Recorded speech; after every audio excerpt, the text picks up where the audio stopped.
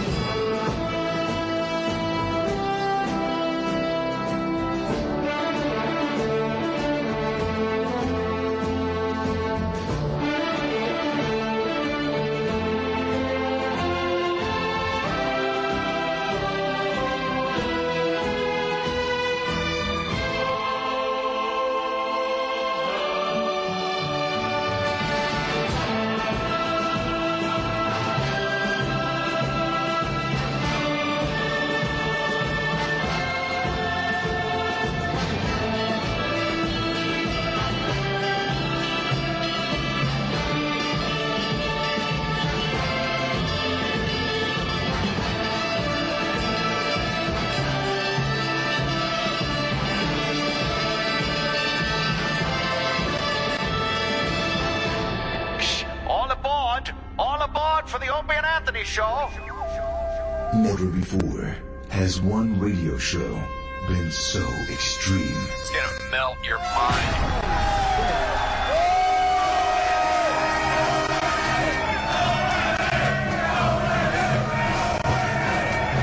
So vulgar. Shut up, you fucking degenerate hippie cocksucker. I would take a shot in the face from him. Very small cock. So flatulent. I've farted 3 times since I've been here. I'm like, all right, the Opie and Anthony Show. Here we are. Another 4 hours of love. The jokes all end up talking about cock and ball. This is good practice for Under the View. Quite simply, the greatest show in the history of broadcasting. This probably is the greatest that ever existed. You guys having a good time or what?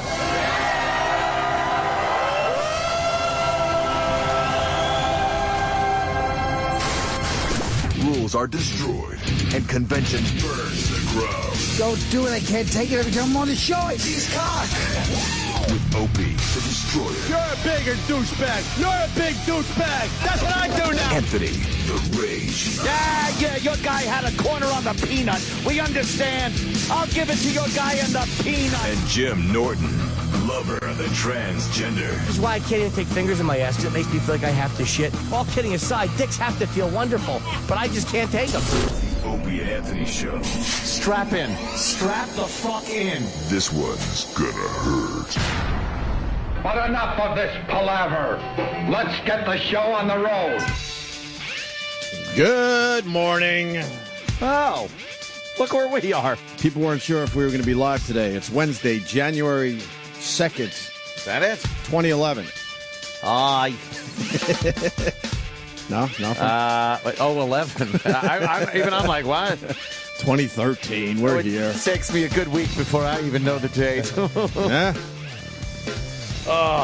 Wasn't Penn Jillette just here? Yeah. That was yesterday, right? Penn was just there, yesterday, right? And, we were all laughing. Laughing. Boy, yeah, that vacation just goes away. It's like, well, that didn't happen. What vacation? Sit your ass back down, and that's it. We're back. I officially have anxiety issues. Oh, Jesus. Because of my vacation. Oh, Jesus. I had my first anxiety attack. Why? I can't say yet. Oh, Andy can't even say. I just told Ed the whole story. Oh, it was great. And I don't mean to tease, but I just have to tell the people out there I had my first anxiety attack ever. I had to wake up my wife. My heart was pounding out of my chest. And with just pounding. cause, for the love of Christ. I can't say. I'll tell you off air, no problem. But no, and the only reason I think people know by now all this shit comes out in the wash. In the wash. I just need some time. But I did something over break. I can't say yet. But it caused major anxiety. Are you glad you did it or no? I don't know. I don't know. I guess I am. Okay. But Isn't it more anxiety based on what could have yeah, than what did? But yes. you start thinking things like let's say you're almost in a car accident. And then, you're okay. It's like, oh, thank God, nothing happened. And then you go home and start thinking about what would have happened 2 seconds earlier, 2 seconds later. Would it, and then you're like, freak out. From what he told me, it's kind of like that. I think it'll be a great story eventually. And it's not the underground shit. No. Oh, those are good. Those were really good pictures. Did you see the video yet? No. Is E-Rock here? Put it on our Facebook page, please. Is E-Rock on vacation still? There's there E-Rock. he is. Oh my God, who are you? Hello. Hi, fella. I feel horrible. Like Cartman back there. I feel horrible for anyone that suffers anxiety, and I pray it was a one. Could it be a one and done? I don't know. I guess it could be. Sure. I hope so, because that's horrific. Sure. I've never had anxiety. Maybe a little. It's a weird feeling of dread, right, out of nowhere. No, I went underground. There's gonna be an author coming in. I don't know, in a couple months. He's got a book coming out about exploring the underground and abandoned places, all that shit, which I fucking love. And I finally went to where the mole people used to live. I was jealous. I was looking at your tweets, and I actually went and looked up that Freedom guy. Like that was really interesting. That fucking. You want to go? Yeah, I really want to go. I know how to get there now. I know how to get there. I'm just laughing here. Oh, boy. Because I kind of tease it on Twitter. Like, the video I just posted, that's nothing. That was cool as shit, but that's nothing compared to... Yeah, could you get a couple of comics in here for me? It's going to be just me on the show today. Jimmy and Opie here. People were wondering if I went down there with you. So, yeah. So I had some heat.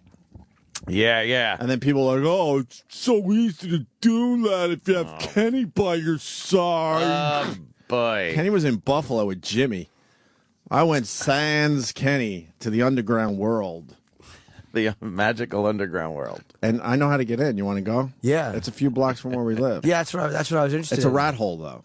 It's a creepy rat hole that you got to squeeze through. But, man, you squeeze through that, you're under the fucking city. You're in. Oh, really? Through the looking glass. You didn't see the video yet? No. I made a 3-minute quick video of my experience. How far down were you? 18 miles. Oh, I thought it was miles. closer up than that. At least 30 to 40 feet, at least. And when were those tracks used? And then at times it's only, I don't know, probably 20 feet. It's still an active tunnel, I've learned. Okay. It's the Amtrak tunnel. I have video of an Acela going by, going by me 80 miles an hour. Holy shit. Yeah, it was pretty awesome. I saw 4 trains while I was down there. I was down there for 2.5 hours. You're still fucking. But are there those tunnels that are not That little at all? light you see way in the distance, that's how we got into this. Oh my God! Move that. Probably we'll see somebody walking right on that grate, which, you know, you can see the sky through it. All the people up there don't know what's down here. Hey, can you see up women's skirts? Huh? Can you see up women's skirts? I'm going to make a great upskirt video in the summer. Yes. That would be great. See, I don't even want to talk about this because I want to bring people down now that I know how to get down there. Yeah, some of the artwork. Telling me that it's a self-portrait, and as you can see, his head is a spray paint can.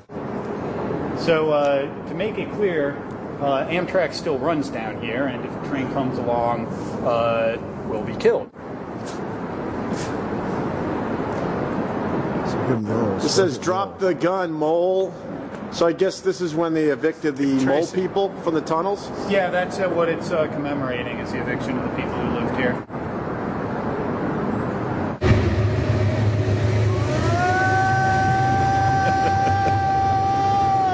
Oh, that's a train. So yeah, you don't want to get hit by that. No. So it makes a better cool. video because I let the pictures do the talking. Holy shit. Yeah, put it on the Facebook page Oh, for you me, Ron. definitely get upskirts. Oh, yeah, from of course. From those grates. That not many. I just give a as little fuck. history of freedom. And basically, the video shows a bunch of murals that were done back in the day, like, I don't know, 70s or 80s. Wow. A lot of the really cool ones are done by this guy, Freedom. And I think they've nicknamed the place the Freedom Tunnel. The Melting Watch. That's a very famous mural. Mm-hmm. It's been in I think it was in the movie Dark Days, which is a great documentary on the mole people that used to live down there. Oh yeah, there's a guy that walked There's by the somebody up grates. there. Is he stepping on grates or glass?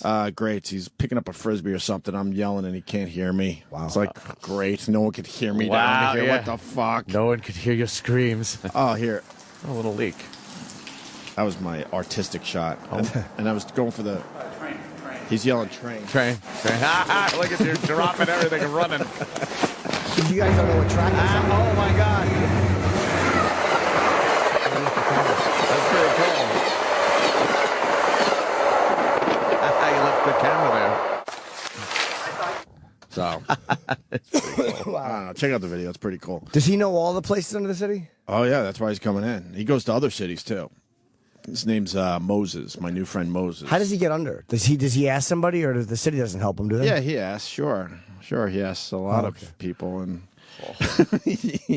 everything's on the up and up. Yep. Mm-hmm. Yep, he sure does. That's good. Him and all his pals, they ask. Yeah. They go right to Bloomberg, and Bloomberg goes, "Yeah, no problem. Have fun exploring. Sounds good. Tell me what you see down there." Yep, Sounds all legit. on the up and up. I had all my permits. Sounds great. But I finally learned that the mole people don't live down there. We've talked about the mole people for years on this radio show. Yeah, there's a lot of speculation. And the tunnel we were in, that's the famous tunnel from the movie Dark Days, which is a great documentary when there used to be like, I don't know. Some say 10,000 people down there. Others say 1,000 or so. It must have stunk. Yeah, but there were definitely Jeez. little shanty towns set up and all sorts of shit. And those, I believe, the track wasn't being used back then. And then somewhere in the 90s, Amtrak decided to take their fucking tunnel back. So they said, "Get the fuck out of here." Them out. Don't now. Do they go farther down too? Are there ones that go under it farther? Yeah. I didn't go. That's what I've done so far. That's what I did so far. And we didn't see any people down there. I saw 3 other people that were exploring as well. Really? Yeah. And then I guess people had to point out that I guess guys go down there to fucking get blowjobs. Oh. I didn't see any blowjobs being. That would scare me because getting blown down there. Fucking. That's a desperate soul. Yeah. Going on the ground to fucking find someone to blow you. And then you find out that the first time you're down there, you're the guy that's got to give the blowjob. Hey, wait a minute. Hey. Oh, gee. It's your initiation. Oh, damn. And we were trying to find this lady. I don't want to say her name, but I guess she still lives down there. Bloody Mary? Bloody Say it Mary. 3 times in a mirror? Yeah. Oh. And I guess she's a cat lady, too. I guess there's like I didn't see any cats, but supposedly she lives in this one section. She wasn't home. We called on her. Yeah. We were shouting into the darkness. Could she come out and play? Yeah, we were shouting into the darkness, and she was not home. No. Because I was going to do a little interview with her and her cats. And this guy, this is how crazy he is with his friends.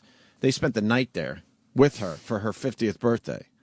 Oh, that's sweet. A slumber party in the fucking train tunnel. I go, you sleep at all? He goes, yeah, I slept a couple hours. I'm like, I would maybe do that. How do you sleep? Maybe do that with a flashlight or a campfire around me. Yeah. But I'm certainly not going to go, you know what? I think I'm going to get a couple hours. Yeah. I'm going to turn in. Hell fucking no. I'm going to hit the hay. No way. No. We walked about 2.5 miles on the ground. You want to go, Jimmy? Yeah, I do. I would love to. We're going to go. Yeah, would you go? Probably not. No? Probably not. Why? You're the one who would be. You're the one who'd be ready for that. Yeah, but if something ever happened and I had to do that, it would be a lot of questions as to why I'm down there. You would have to explain a lot of shit. What the fuck were you doing down there anyway? Right. You know. So shock jock hunting homeless in tunnels. Right. That was the first half of my day, and then the second half. The second half gave me my first anxiety attack, like I said, and I told Anthony the whole story. Oh, and, boy. You're kind of having anxiety now, too, right? It's one of those, like, it's crazy. It's a crazy-ass thing to... Yeah. Yeah. And the guy kept saying, are you cool? And I was like, yeah. But I wasn't cool. But I didn't know what to do. Can't be a faggy. I didn't want to be a faggot.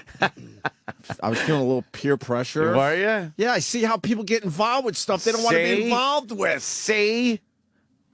I've been in those situations. Have you really? Yeah, where you're not sure you should do it, but he's like, I won't tell. So you do it. Oh, well. Nothing I should get in a lot of trouble for is so, but. Yeah. I don't know. It's a good tease because I think eventually, we'll talk about it. Yeah, you definitely shouldn't have been there. That's what you can. Oh yeah, I got a video that how we all joke about me and my stupid viral video. I got it. I officially got it. Trust me, I got it now. What a fucking paradox you're caught in here. I got it. I so got it. Yeah. I'm here to say I finally got my viral video. No doubt in my fucking mind. What would the disadvantage be to putting it up? Could you personally get in trouble? I don't know. I think you could. Not a lot, though. Just say not a lot. I don't even want to talk about it. I know. I'm not even saying anything. But I think, yeah. A little bit. Okay. There'd be some questions. Yeah. But the good thing is I wouldn't be able to answer any questions. Because I was able to, just kind of look at other stuff. Boy. I was looking at other stuff. So officially, I don't have any answers for anybody. I really don't. Oh, no. I don't But have if the answers. other person is saying, "Are you cool? Are you sure you're cool?" That means he was doing something. Well, these guys, they do some stuff. They do some, I don't know, they do some trespassing. I know that much. They do stuff poke around. They poke around. They're poking around. Oh, okay. And I'm sure, the city in general doesn't want you poking around. They don't want anyone poking around. It's harmless poking around. Sure. I'll say that much. But they don't want you just poking around. No. So there's the quandary.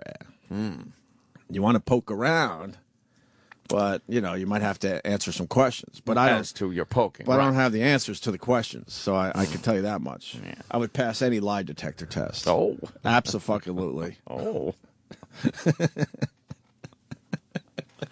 Oh, boy. Yeah. This happened about... That anxiety is based completely on the fact that you're a parent. Yeah. Like, you're just thinking, what? Oh, yeah. What the fuck am I doing? Yeah, then I would get... Yeah. I have a great story. I'll have to tell it eventually.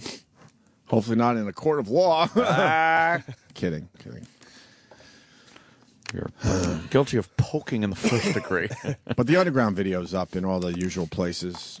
E-Rock put it on the Facebook page. It's kind of cool. Yep, it's up there. I want to bring Bob Kelly down there, but he probably wouldn't fit through the rat hole. Oh, man. But if he did fit through the rat hole, then we'd have fun with him because he would lose his fucking mind down there. He'd love it down there, huh? Yeah, I was kind of scared. I'm not gonna fucking make believe I'm a big fucking hero here. Well, I was nervous the whole time. There's no calling for help. It's just you and fucking, Well, and then when you go out on your adventure, like, we got in, but there's no out. Oh, man. You got to go all the way back to get out. Well, we went out another way. Oh, you did? But the out the other way was 2.5 miles away. Wow. So when we committed, like when we're halfway between where we came in and where you can get out, you reach bingo. You're in the middle of fucking nowhere with no way to quickly, get the hell out of there. With trains passing. Crazy. Nah, you could watch the trains. That's easy. That's easy shit. It's not like you're in a tunnel that's just the tracks. No. And you got to kind of squeak by and hope for the best. No, none of that. Now, when you see how low that camera angle was, there's no way to lay under that train. No. That's it. Yeah. Oh, my God. So, how was everyone else's holiday? Oh. Not, I think I'm having an anxiety attack right now. Doing anything, poking around or nothing. I do know damn well that I read some stuff about Jimmy Norton's time off, and I was like, "What? The club you played at up there in Buffalo? Yes. For New Year's. You guys were up there. Have a liquor license? Yeah, you guys were up there. I thought you were going for a quick That's trip. what I thought too. You're like the whole time you were off, you were up there. You just spent almost a week in Buffalo. Yeah, I did 7 shows there. So that's 6 days. Yeah, 6 days in Buffalo. Yep, and it sold very, very well. Apparently, the first 5 shows oversold. We oversold them, and when we get up there, he's like, "Yeah, we're still working on the liquor license." Oh my God! It's New Year's Eve weekend comedy club. I know. Oh my God! I didn't know that. I didn't freaking out. No, I didn't care. That makes for good shows, though, in a way. It does if they know, but if they don't know until they get there or they get the email blast that day, because we attract drinkers. This show, they're hardcore. You've been to the shows. They're drinkers. Yes. And I don't think they mind as much if they're knowing in advance, but they didn't know. So some of them were upset.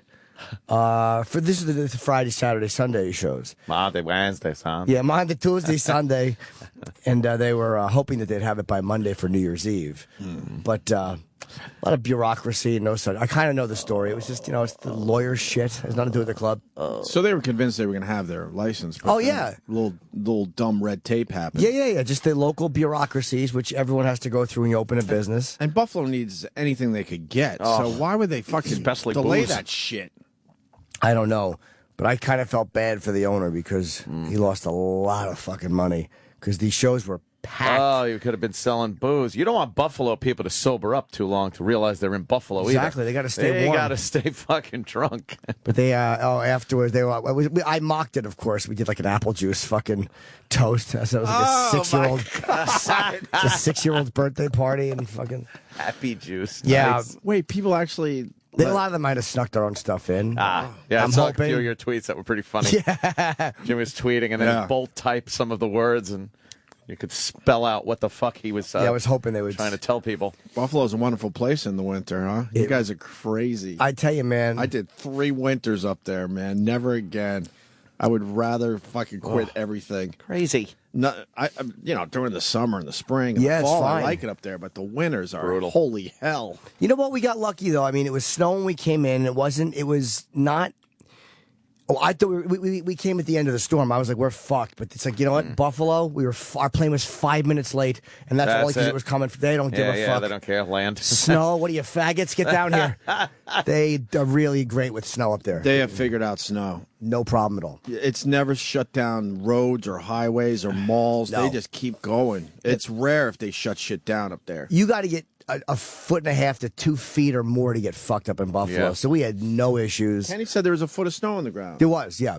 No problem at all. But it's nothing. Yeah. I had another anxiety attack when Kenny was telling me about that because it brought me back to fucking Buffalo. See?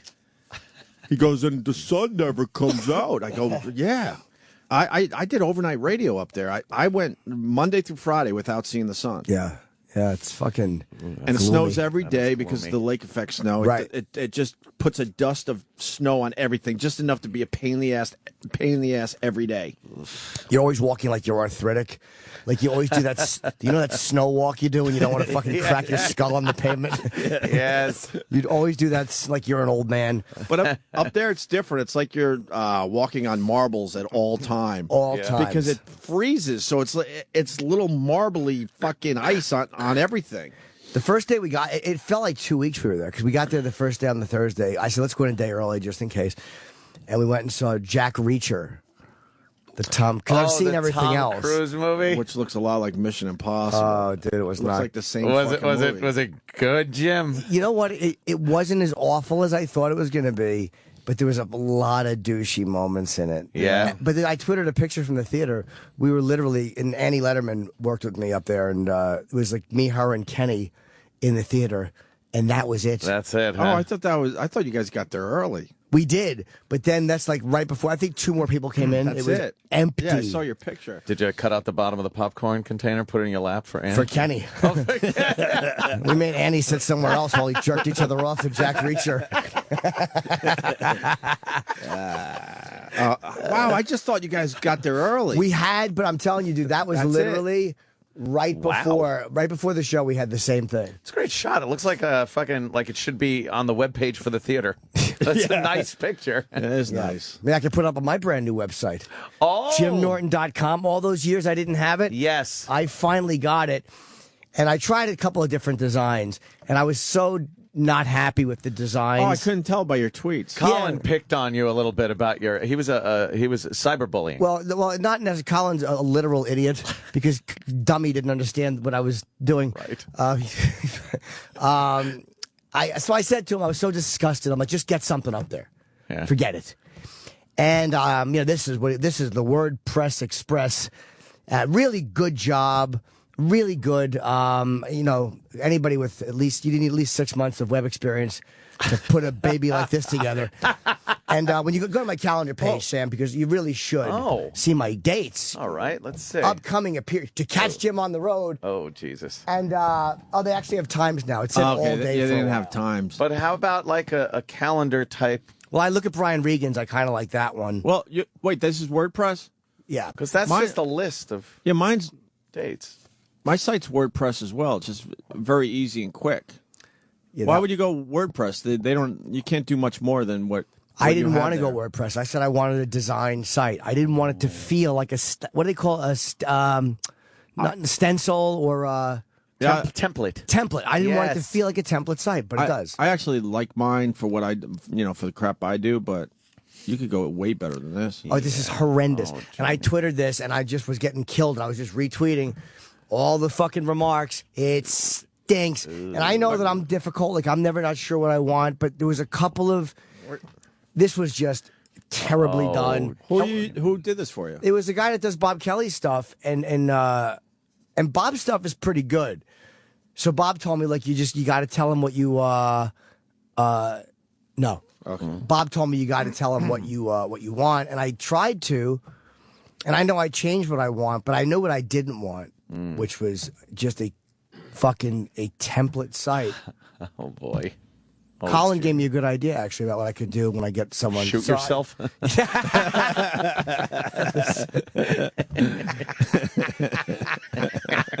That was so quick and mean and accurate. It's what I should. Believe me, I spent 9 hours thinking of it last night. So I laid there with my sleep apnea.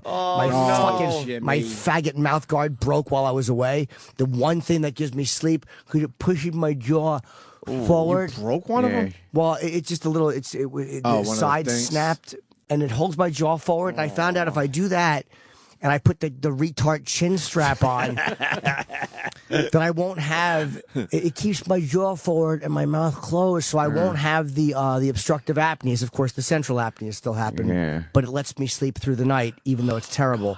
So that broke, so I had to buy a mouthpiece from the store. So sleep has been non-existent for the last 4 days. And then I tried the apnea mask again It was a fucking nightmare. Oh, I can't even imagine. A nightmare. That is crazy. So whatever. I mean, that's you poor thing. It's this. Yeah, but site's terrible. I mean, yeah, but that's a good start. Site's terrible. Nah, but it should have been better. But you got JimNorton.com, and you got something up there for now. It's like a placeholder, and it's fine for now. I just wanted to have a really good site, and again, I know I was a little difficult with it, but it wasn't coming out the way I wanted it. It wasn't like when I told him go to Louis C.K.'s site. I don't want Louis' site.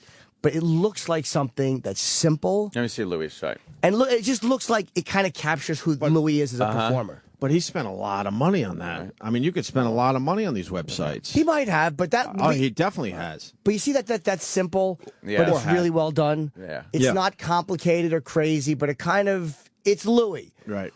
I said, I want to do something that feels like it's me, but has that simplicity to it. Of course, that doesn't look like that. Right. You know, because I don't want to do his thing. Your site's you 20 years ago? Yeah. Dude, they were killing it. Wait, that's Bobby's. Bob Kelly, yeah. But if Bob Kelly's looks like that, why does yours look like Well, like I told different? him just to throw different. something up. All right, then you'll be fine. I got disgusted with waiting. It was waiting. And it was like, what a dummy this guy is, because I would have just promoted him if he did a good job. And I paid him. I paid him. Oh, I owe my guy. Shit. Just reminded me. Check's coming your way, I promise. Fuck. Checks in the mail. Checks in the mail. See, Bob's stuff looks pretty fucking good. Yeah, but he's been out of it a while, too. You'll get your shit. Yeah. Oh, I like his Twitter link. That's pretty cool. Yeah, Bob's looks good. He's got like Cheat up that. there and all of his, he's got pictures of him from 8 years ago. WordPress? Oh, I don't know. I'm not sure. That's great. No, but Bobby's I don't site think is that's pretty WordPress. good. It might not be. Mine, of course, is. WordPress has limitations. I mean, you could get a nice little thing up there, but it definitely has its limitations. Yeah, it's what lazy people do. No, WordPress is just Word. Oh, well, this guy should have not picked WordPress. That's the problem. I didn't want a Gotcha. template. I told him I don't want a template. I don't. Yeah, I want well, it designed. I'll pay for it. You to design All right, it. now I understand fully. Colin gave me a great idea though, so I'm going to try. Yeah, I didn't want to spend all the money because I'm not really sure what I want to do with Right. my personal website. So I just wanted like a little placeholder up there with some shit up there. That's Right. all. So for me, WordPress is fine for now. Yeah, I mean, for now I'm okay. My dates are up there. But you got JimNorton.com and you got basic info up there. You're good. I know, but you want like when you know what I noticed about Regan's site. Actually, let me just Google a comedian I know. There you go. I went to Brian's site. You look at the calendar page. It looks like, and this is what I had told the guy I kind of want to go to his calendar page because the site is more Brian than I wouldn't do that. That with is Brian. pretty Brian. That's Brian. But the calendar, it's a that's picture cool. of the country.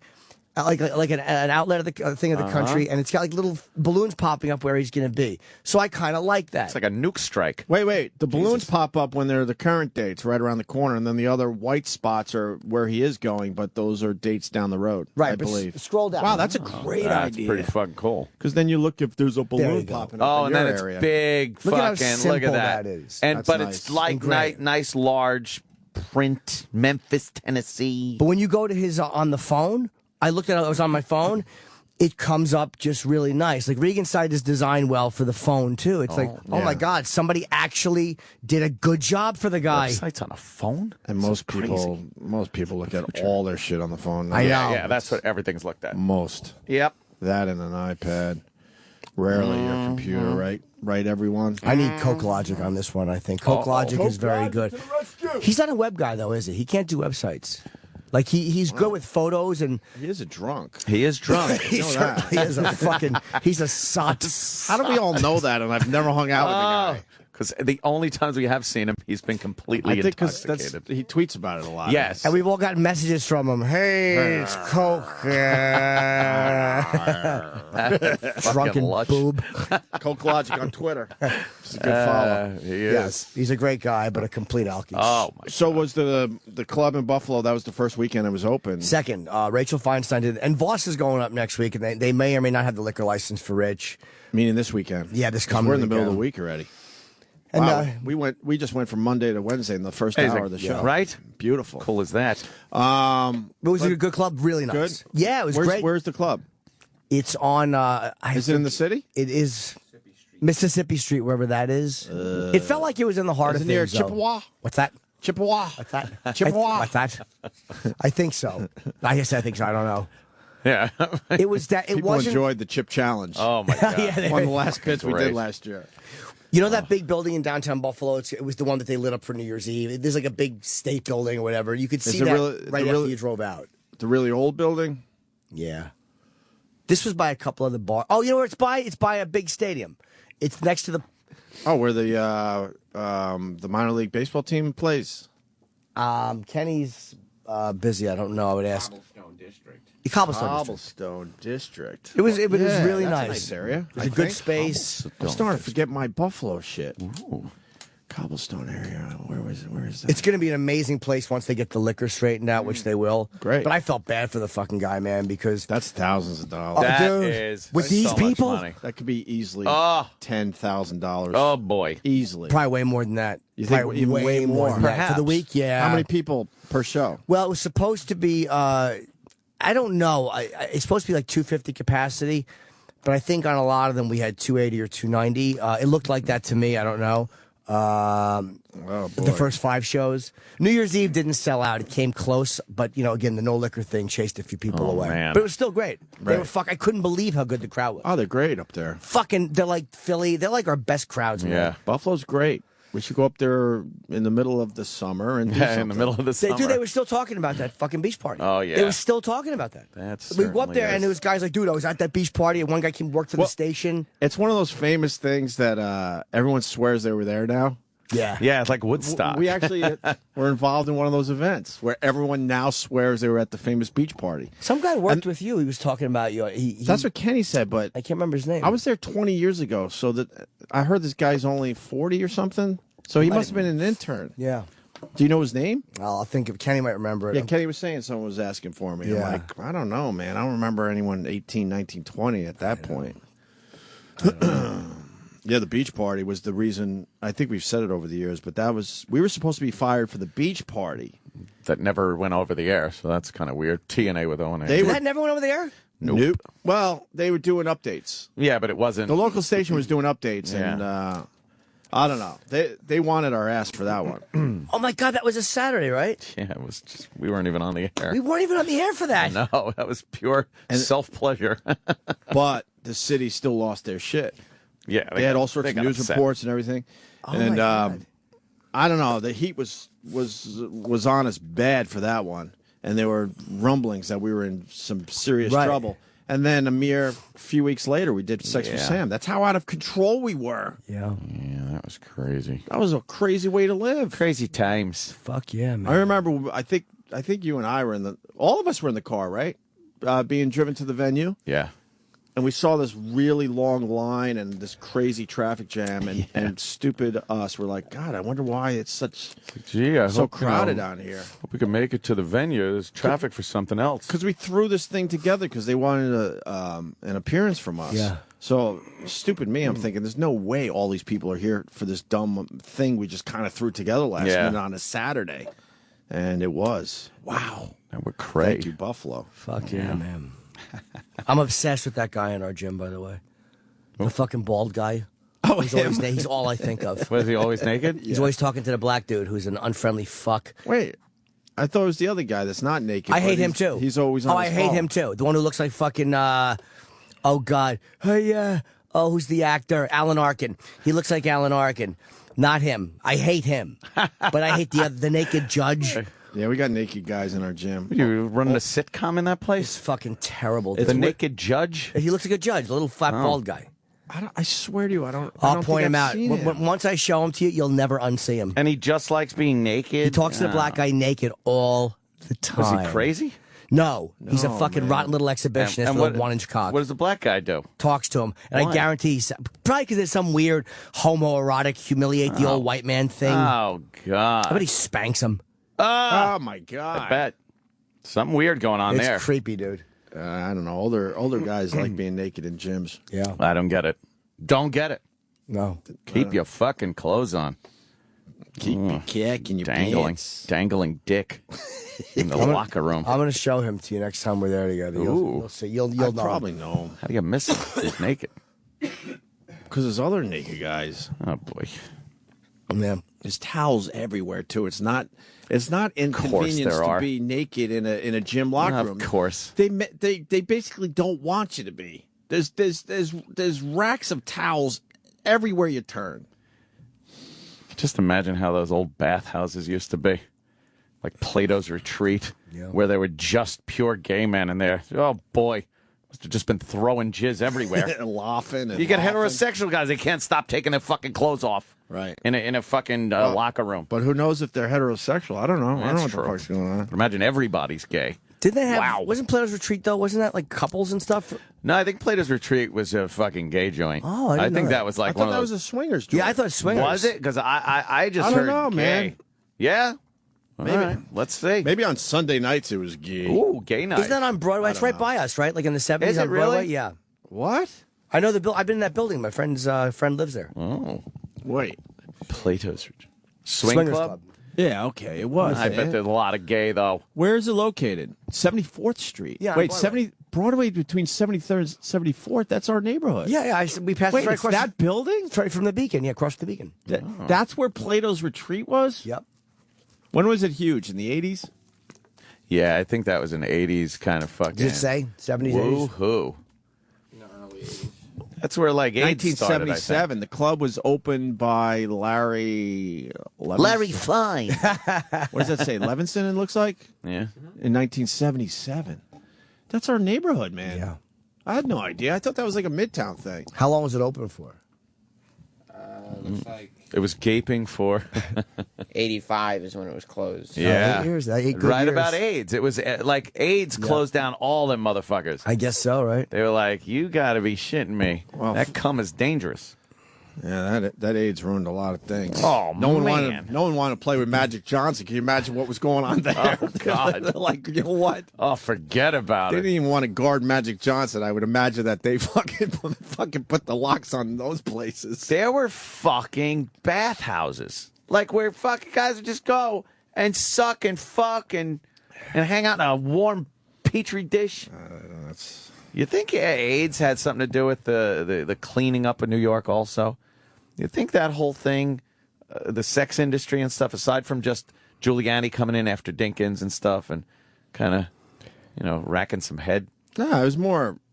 They saw an opportunity. Yeah? Yeah, financially, finances always drive everything. Yeah, of course. They didn't give a fuck if the average New Yorker was safe. It turned out that way. Like, of course Times Square should have been turned into this Disney World type of place. Yeah. Of course. Yeah. That was, when we were growing up, Times Square was where you went to check out some shit, some seed. 42nd some Street. seedy shit.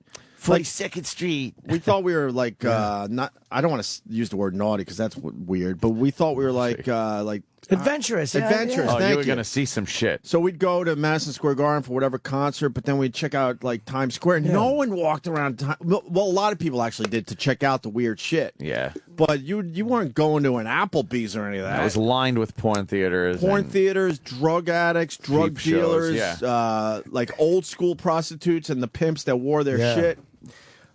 Yeah. And then when Giuliani said, "No, man, we can make this into something that we can make a lot of money for the city," people laughed at him like, "What?" But fast forward, it's only been 10, 15 years, right? Watch me kick these people out of here. Oh, he went through. I think many AIDS years? made it seedier. Like AIDS made the sex industry like you couldn't just go, come on. It's Right, just, right. Like with AIDS, it was like, what the fuck? Clean it up. Yeah. I think it gave like an urgency to cleaning it up. Yeah, I remember being 18. You couldn't go a block without a drug dealer trying to sell you something. trying to sell you shit all the time. It was unbelievable. Yeah. It was cool to check out. Yeah. I wish I had video from back pretty then. fucking wild back then. And the Times Square, as we know it today, is only 15 years old tops. Tops. Yeah. Because I think we were at NEW when that whole thing was, kind of making its move. And they pushed Yeah, because everything. we used to talk about like, oh man, another fucking theater closed. You Right. know, another fucking porn place where you used to, have the peep shows and stuff. Oh, it just closed down. And now you go down there and it's squeaky clean. They started doing that rule back then when we were at NEW Oh, where they fuck needed a certain percentage of legitimate videos per porn video. So Because they all didn't know how had to were- kick those guys out, so they Yeah. were trying to force them out. They said, well, you got to have a certain amount. It's got to be 60% legit, 40% porn. So they would get 60% of kung fu movies. Yeah, that's all they And could just buy. load in kung fu movies because they were the cheapest ones to buy, Right. Or fucking dub off or whatever it was. Horrible VHS tapes that were pretty much Yeah. rotting They knew no one was going to come in for those. So in the front of the store. yeah, And then yeah. the good stuff was in the back. Get in the rear.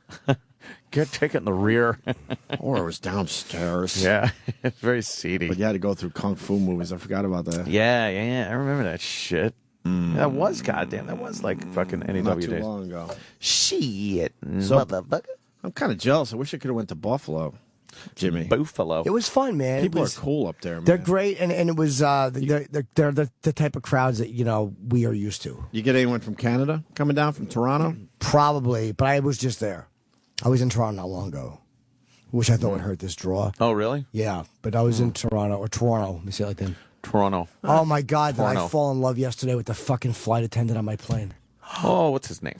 It was black guy. I don't know his name. He's just so strong and took care of me. Lord. And he was safe. Cradled you. Was it actually a good one?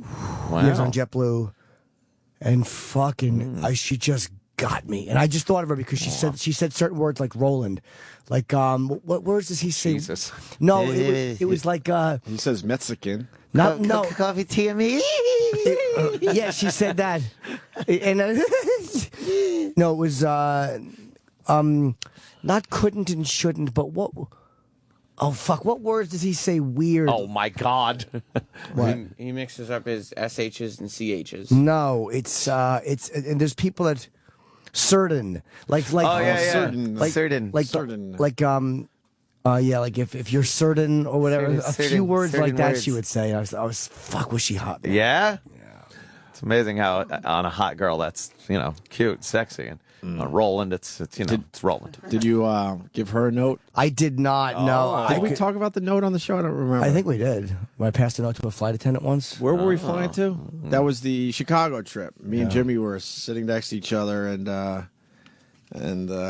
I told Jimmy he's got way bigger balls than I've ever had, man. When I was single and shit, picking up girls, he actually gave a note to a flight attendant. Oh. I was like, another time I was having an anxiety attack watching him. It said Allahu Akbar. Yes, there's a bomb on the plane. But to have the balls, he writes a note. He's like, I got it. And he wrote a little note like, here's, I just think you're swell. Yeah. How'd that pan out? And here's my number. If I don't know, give me a call. An email too, because that's or an safer. email. And Anything? No, but I knew I knew she wouldn't. But I figured you can't. How do you hit on somebody in front? They're working. It's like it's embarrassing. So you want to? Where are you going? They have business to do. In rom-coms, it works. Exactly. But on the way home from Chicago, it does not. But in a situation like that, it was always easy in bars. Yeah. But on a flight where you're kind of in your seat, you're not allowed to move, and he's doing a little flirting with her. He's getting a tiny vibe, and then he's like, I got to give her a note. I'm like, oh, my God, this is something I would have never done. Grab assing? I'm not saying it's wrong. I just didn't have it in me to do that. That's a bold move, Jim. I thought of it with this one, too, but we had no interaction Beginning at all. or end of the flight? Towards the end, because again, I really didn't want her to be uncomfortable. If I get shot down, it's who cares? It's a funny story. Right. Yeah, well, true. with Jimmy, what made it so uncomfortable, and I had nothing to do with it, but I felt by the end of it, I felt like I gave the note. It's one of those situations because we're together. Yeah. He gave the note before we landed, so he had to walk by her. Like, I think if I had the balls to do it, I would have gave the note as I'm leaving the plane. But now he has to see her knowing that she read the note. Because my thought would be she read the note and is now showing it to everyone that's on the plane. Oh, my God, right. The pilot's laughing. Everyone's laughing. And then they're like elbowing, like, here he comes. Here's the He leans guy. over to Jim. By the way, I fucked her. So I was uncomfortable knowing that we now had to walk by her. Yeah, she was sexy, man. She was, but man, that's balls I never had. Oh, that the guy's got a fucking master queef who was saying that. Wait a minute. Yeah, he's got a good fucking thing.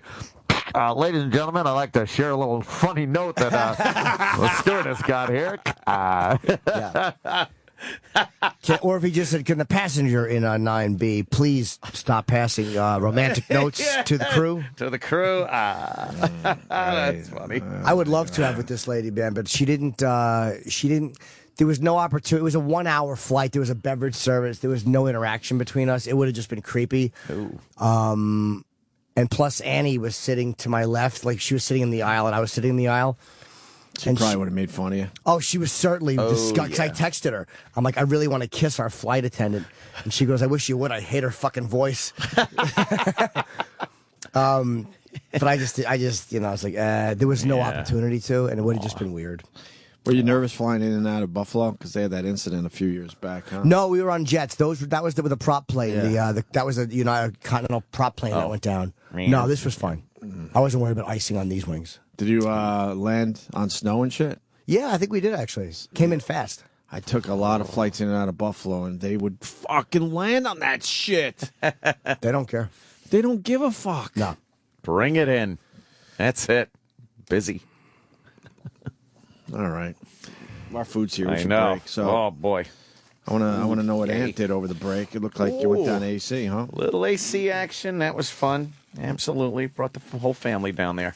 Let's hear about that. Talk about that a little bit. And Sure. also, let's talk about how terrific Kathy Griffin is after the Oh, break. please. Can we? It's time we give her props and tell the world how terrific she is. Yeah. Yuck. I can't even hold it till after the break. Yuck. Are you friends with her? I like Kathy a lot. But as you know, that I do not interfere with other people expressing Do you know their her? opinions. I do. guess it's Yeah. worse. Just Is she nice when she's not being a fucking comic book character? She's been so. I've done Tough Crowd with her, and I've seen her a couple times since then. She's been so. Is her stand-up sweet. funny? Because she's so uncomfortable to watch on TV. I With honestly, that forced shit she does with Anderson Cooper. But everyone thinks it's great. I love her stand-up. In all honesty, I don't really know much of her stand-up, I'll be honest. yeah, she So- tells true stories, and I always thought she was very funny.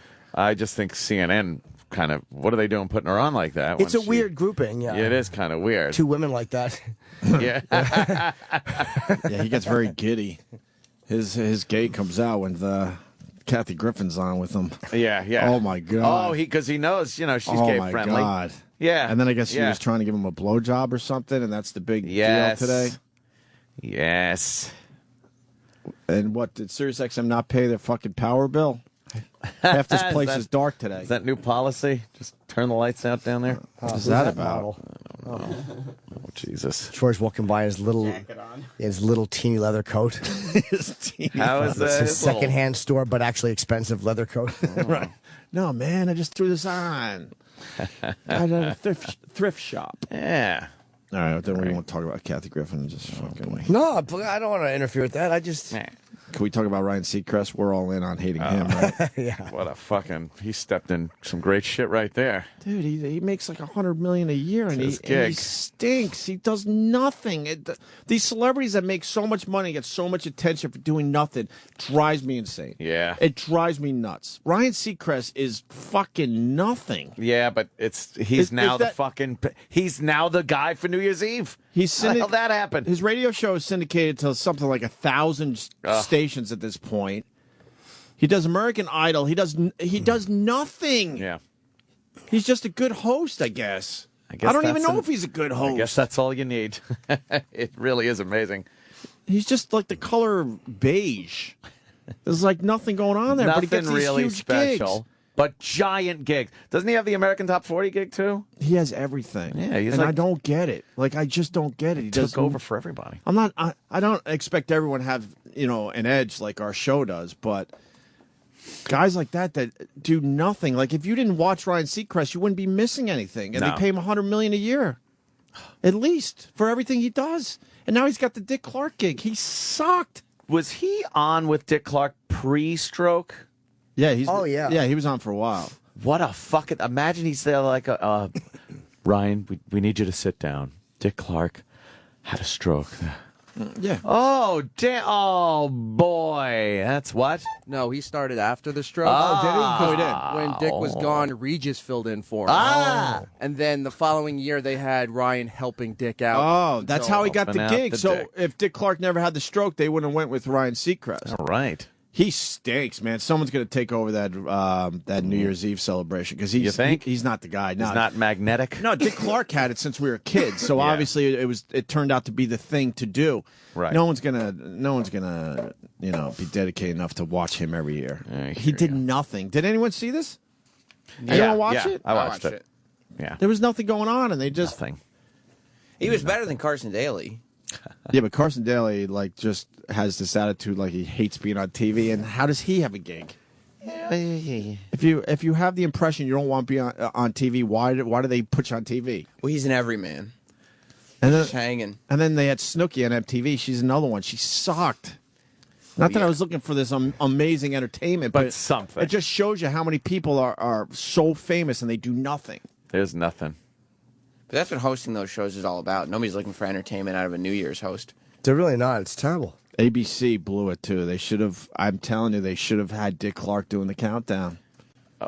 How? Pre-recorded, Like, just fucking pre-recorded. But they should have hologram. They should have done the one or a couple before the stroke as a thing. Like, look, you're gone, but we're not forgetting you. Right. But Ryan Seacrest couldn't wait to be the guy going 20, 19, countdown. 18. It's like, no, man, this year you should have you had the whole show. You were the host, and it would have been a good move to have Dick Clark. Yep.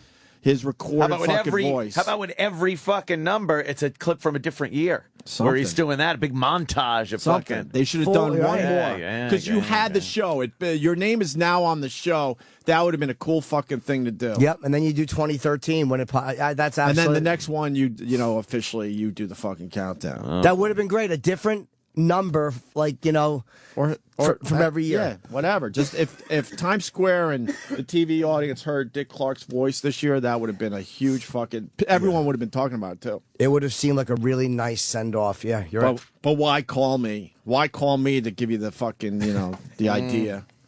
Got plenty of them. Just have to call me. I'll tell you. I'll tell you what to do. I'm good at that shit.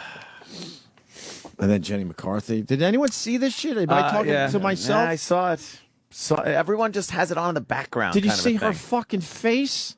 Didn't pay much attention. Why? What's going on there? I tweeted that she's got a Google image Joan Rivers before it's too late. Oh, really? There is a Joan Rivers early stages thing going on with Jenny McCarthy's face. Like, stop right now. Really? You have to see the pictures. A lot of this plastic surgery is good for pictures, but when when it's video, it's a whole different fucking world, man. Like parts of her face don't move anymore. Interesting. You didn't notice, I didn't guess. notice that. Oh God, you could totally tell. She's had the plastic surgery. I knew that they would throw it down to her, and she would just babble something I could give two shits about, and then they'd throw it back to fucking. They're throwing it all over the place, and no one cared. Well, and the guy she kissed, did he have herpes or not? Because that was trending over the weekend. I think what I saw Was it looked lipstick? like lipstick had rubbed but off it made it on look him. like it was mess. It looked like he had horrid fucking cold sores and herpes around his mouth. So it was just a lipstick? I think so. All right. And then enough with Psy and his stupid Gangnam Style. Oh God, was he there? Yes. Oh, yeah. He fucking does that song for like 15 minutes straight. Because he has nothing else. And then MC Hammer came out. Well, and did a little that's Hammer time. That's the new thing to keep the song going. Because it worked Right. on that other show. So now they're like, let's do it for Times Square. I think everybody's pretty fucking sick of Psy. But then that frustrates me. We've been doing radio together for 18 years. Whoppa. He has 4 minutes of material, and it's made him probably close to $10 million. Amazing. Maybe more than that, right? Probably more than 10 million. It's catchy, though. One lousy 4 minutes of material has given this guy Yeah. tens of millions of dollars. In The his 4 bank minutes was account. good enough that you guys were playing it over and over again. Well, we Psy had doesn't sit around playing. Hey, asshole, we had to break it to the world. That's right. It's true. We were the forget. first- We were the first ones. To I break have it to the I have a world. catchy song too, but it's like I'm not making money. I have You do? fucking yes. Which one's How does it go? Just the chorus is. I think it's as catchy as his. Oh, yeah?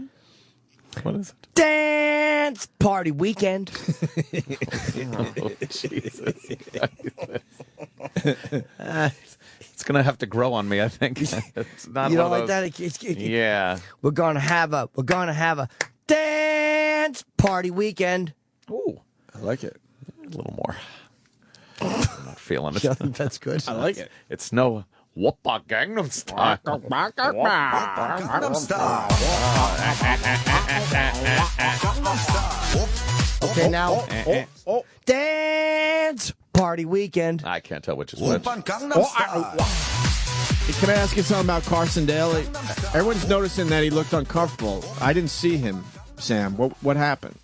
He just did his Carson Daly thing. He doesn't connect with audiences Anybody, right? at all anymore. Yeah, no. Because he had the thing He never connected on TRL. He always was uncomfortable doing that even. Yeah, but as a teenager, you were like, oh, that's cool. He's like, I can Hey, relate to him. when I was a teenager watching Carson Daly, you're right. Uh-huh. What? Yep, Yeah. you just brought up a good memory. You remember Sam. that? Yes. Aw, Sure. good Late old teens. days. Always older Of than course, late teens, but I was a teenager. For Carson Daly. Mm-hmm. Yep. Look it up. Yeah, New Year's Eve with Carson Daly did a 0.9 rating. Is that good? And New Year's Eve with Ryan Seacrest did a 3.1. Oh, see, that's 3.1 higher or lower than last year? I bet that show's pretty fucking consistent over the years. This was its largest viewership since 2000. Oh, wow. This year. With Ryan? With Ryan Seacrest. People like Ryan Seacrest. Why? Answer that Everybody question. wanted Why? to see how it would look without Dick. Why do you like someone like Ryan Seacrest? Why? Because he's easy to watch. He doesn't challenge anything. He's not uncomfortable ever. He can talk to anyone. Yeah. He's easy to just have on the TV. He is. That's it. That's what it is. He's palatable. Yeah. He doesn't give any opinions either way. He's watchable. He's vanilla ice cream. He would be a good politician. Yeah. Because you don't know what he's truly thinking at any moment. And then they try to get things going on at Times Square, and there's nothing. They can't figure it out. They make believe they're in the middle of this amazing party, but they're not attached to it. But that's what you need as a guy hosting that role. Like, you need somebody who's not going to do anything controversial ever. Or call out what is real. Right. Oh. Like, you don't want anybody who's going to say, like, wow, this is going terribly. You know, this is nobody wants boring. to hear that. And you know what? We could beat the shit out of people like Carson and fucking Seacrest, Ryan Seacrest. But you never really see Ryan Seacrest throwing in any political shit or nothing controversial. And because no one wants to hear it. You're right. No one wants to hear what Carson Daly or Ryan Seacrest have to say about fucking politics or gun control or anything else. Seacrest made the choice to sacrifice all artistic integrity. Right. All personality. Yes. He knew that it's like this People is just want me to announce things. Yeah. But what he does is not easy. I could never smile like that and be, I mean, obviously not that good looking, but I couldn't do it. But that's all you have to do. I couldn't How do it. easy is his day? You don't He pretty much reads stuff. You don't see many people as comfortable on camera as he is. With anything. Right. Being friendly. And that's the only skill it is. He's comfortable, but who cares? I don't care. That's all people want. Nobody wants to care. Like, it's not like he doesn't have fans per se. Like, nobody really supports something that he says. But he just doesn't bother anyone. Yeah, it's weird how he hosts a big radio show, Idol. He's like Zelig. He just fucking shows up in these places, and for some reason, he's got everything. He's a good a template for them or whatever. Yeah, a good wraparound guy. Just seems like a boring career, though. It's right. Yeah, I mean, it doesn't seem exciting, but he probably enjoys making money. Just real. Yeah. When he does his radio show and he interviews celebrities, they're real, just incredibly basic. Who gives a fuck questions? And if we did that, no one would listen. But he gets every celebrity.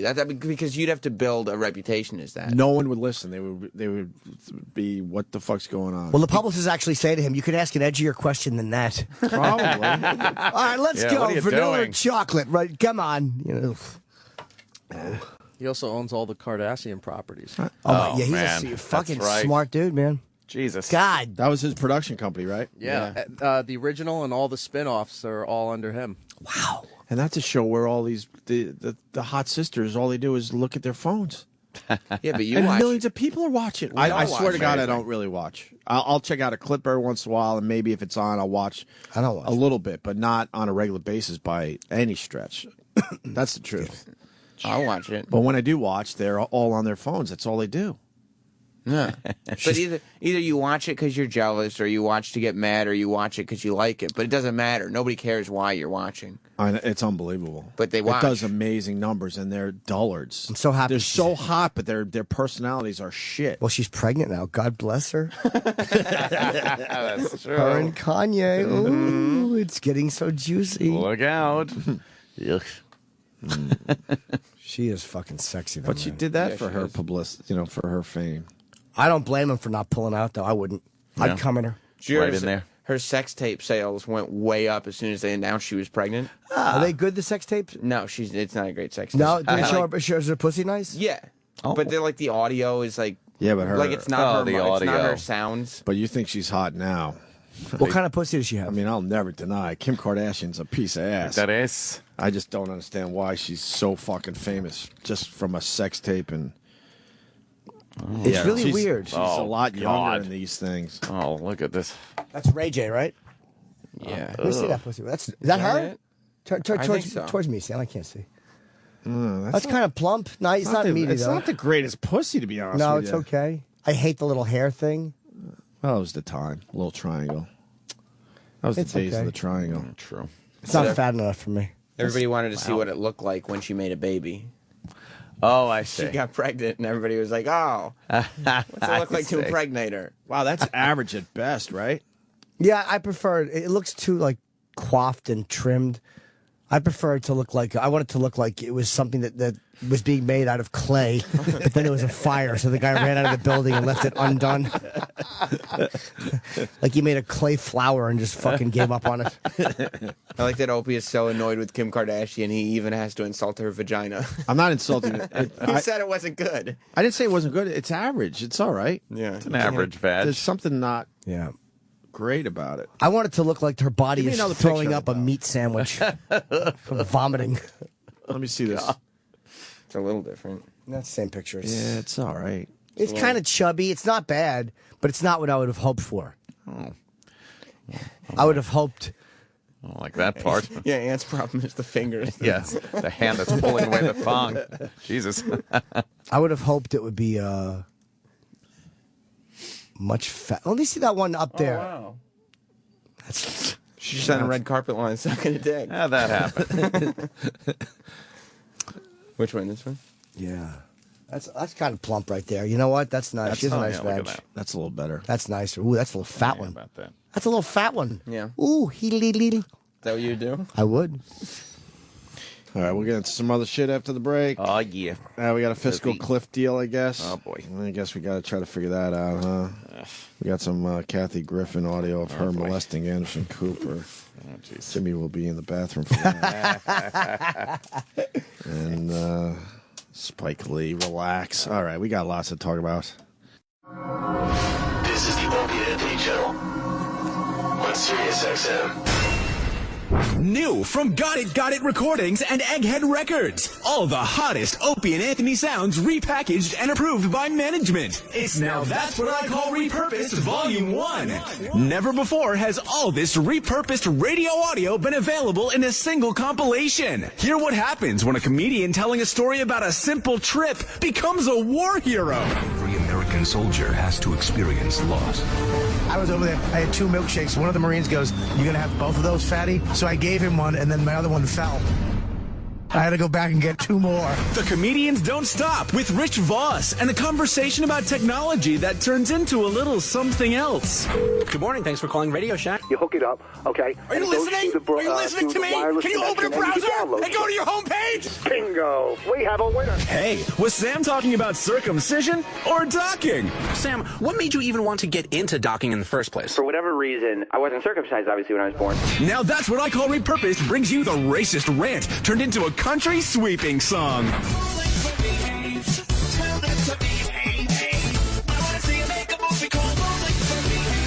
And we really get meta with Repurposed. Purpose is sounding weird now. Repurposed. Nice. We've got to keep pumping them out, or they won't leave us alone. It's Now That's What I Call Repurposed Volume 1. Available now from Got It Recordings and Egghead Records.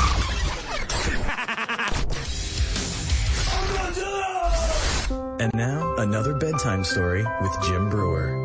Listen to this one. I went to Iowa, Dubuque, Iowa. We roll up to this gorgeous hotel. Gorgeous hotel. The kid comes up to me. He's got a camera, and he goes, "Brewer, your dad has to go. He has to go now. And I know I've got about 5 seconds to get him out in the toilet or it's over." So I go there. I open the door. And when I open the door, there's shit on my fingers. So I'm like, what is this? What? So I'm looking at his hands. I can't understand where it came from. It's not on his hands, and it's fresh, and I can't tell where it's coming from. So I pull him up, and as I pull him up, I put him in the wheelchair, and I'm looking. I don't see nothing. So I roll him in, and as I'm checking, I can smell it. So I'm like, oh man, I see people looking around, and I look at him. He's got shorts on, and I don't know how I missed it. There's clumps of dung just hanging at his shorts. I finally get him upstairs, and I'm showering him up. But when I went downstairs, where I took him out of the car, there's a pile that must have fell out of his shorts, and it's on the sidewalk. It's such a surreal moment in life to see, like, where we go in life. It's just, there's a billion flies all over this thing, and people are just staring at me going, I can't believe someone let their dog just defecate on the sidewalk. Stay tuned for more bedtime stories with Jim Brewer. Sirius XM. This is the Opie and Anthony Show.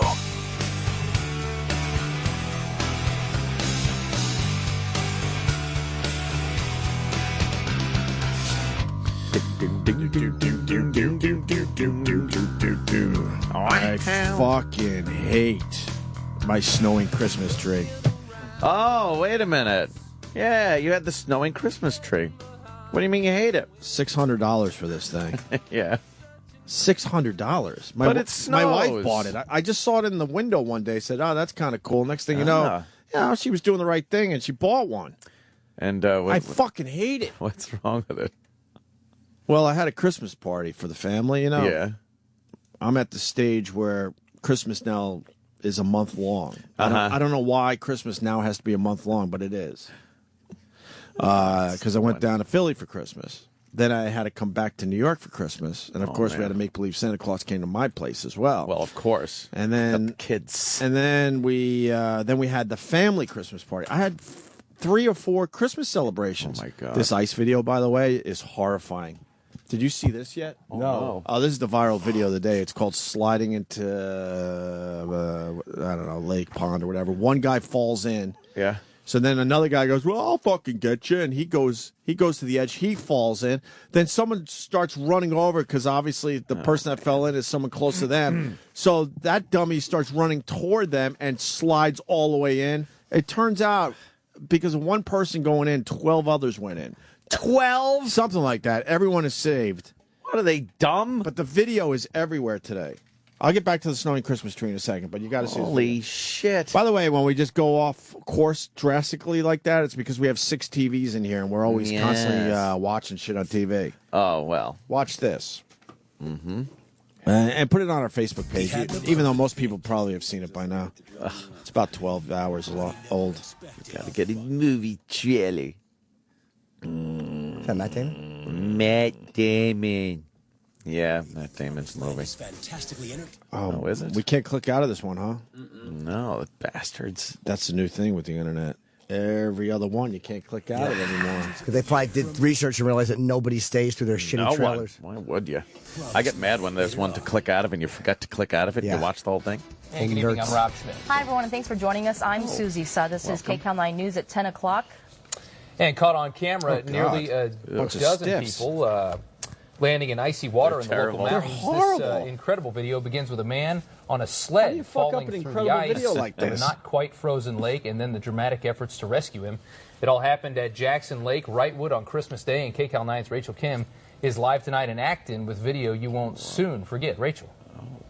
We thought to ourselves, that ice isn't very deep. Mickey and Michelle Herman recorded and watched with concern as people sled down onto an icy Jackson Lake on Christmas Day. One man even walked his dog on it. In moments, the Hermans were frozen with fear. One man's ride ended when he fell through the ice. It's like he went off the edge of the ice. Yeah. Well, someone said he can't swim, and it just went from there. Then it just turned into panic. It was hard to watch. It really was. We saw that guy go under 3 times, and the 3rd time we didn't think he was coming back up. One after another, people came onto the ice to try and help, only to find themselves falling into the frigid This guy, I'll help you. He pulled him in. Reaction of slips and falls. That guy's like, so fuck I ran that, back and up to the walks car, out. and I asked for the rope that was in the car. I went back down to the edge of the water. I undid the rope. I threw it. And it's a 25-foot piece of rope, and it was coming up about 7 feet short. By this time, the Hermans say there was chaos in the crowd, made worse by a language barrier. Mickey tells us those on the edge made ropes longer and began throwing them in to the people in the water. They also tried inner tubes. After about 8 minutes, this man slid in and helped get the other man out. Fortunately, he was a good, strong swimmer, and he grabbed the original guy and helped him over to the inner tube. Everyone in the water was roped in, and the man who fell in first sought warmth from the crowd. We were just really thankful when they got out. It was, Christmas Are they Mexican? Day. We were What a thinking of dick this to man fucking not be able to swim and be in doing the that. cold water and may die here on Christmas Day, and so we were just very happy, that they all got out okay. Live now in God, they made that so boring. They really did. That's not even the good video? The good video. No, they were more the story than the video. We don't like sensationalizing things here at KTAL. But whatever the fuck that was. News people live in a different fucking world. They did the Polar Bear Club. Yeah. And they actually came back. Someone had, obviously, a GoPro on. Yeah. And they're like, oh, my God. And someone crazy videoing the whole thing. And I'm thinking to myself, if you're in the media, you got to know what a GoPro camera is by now. So why can't you tell your viewers that it's a GoPro camera? Look at this crazy guy. He filmed the whole thing. He had a camera on him. Yeah. Look at these idiots. Is this the guy just fell in. Yeah, this is the longer video where you get to see everyone. Look at that's this idiot, pretty stupid. Look at this idiot running. Obviously, he's going to slide right in. That guy's in. That's How about 3 this guys guy? in. Give me the rope from under the seat. That guy made it out. Right there. How about you keep filming? Give me the rope from under the seat. I'm going to save me some Mexicans. His dumb wife's not helping. Yes. All right, now there's 3 in, right? That guy's drowning pretty good right there.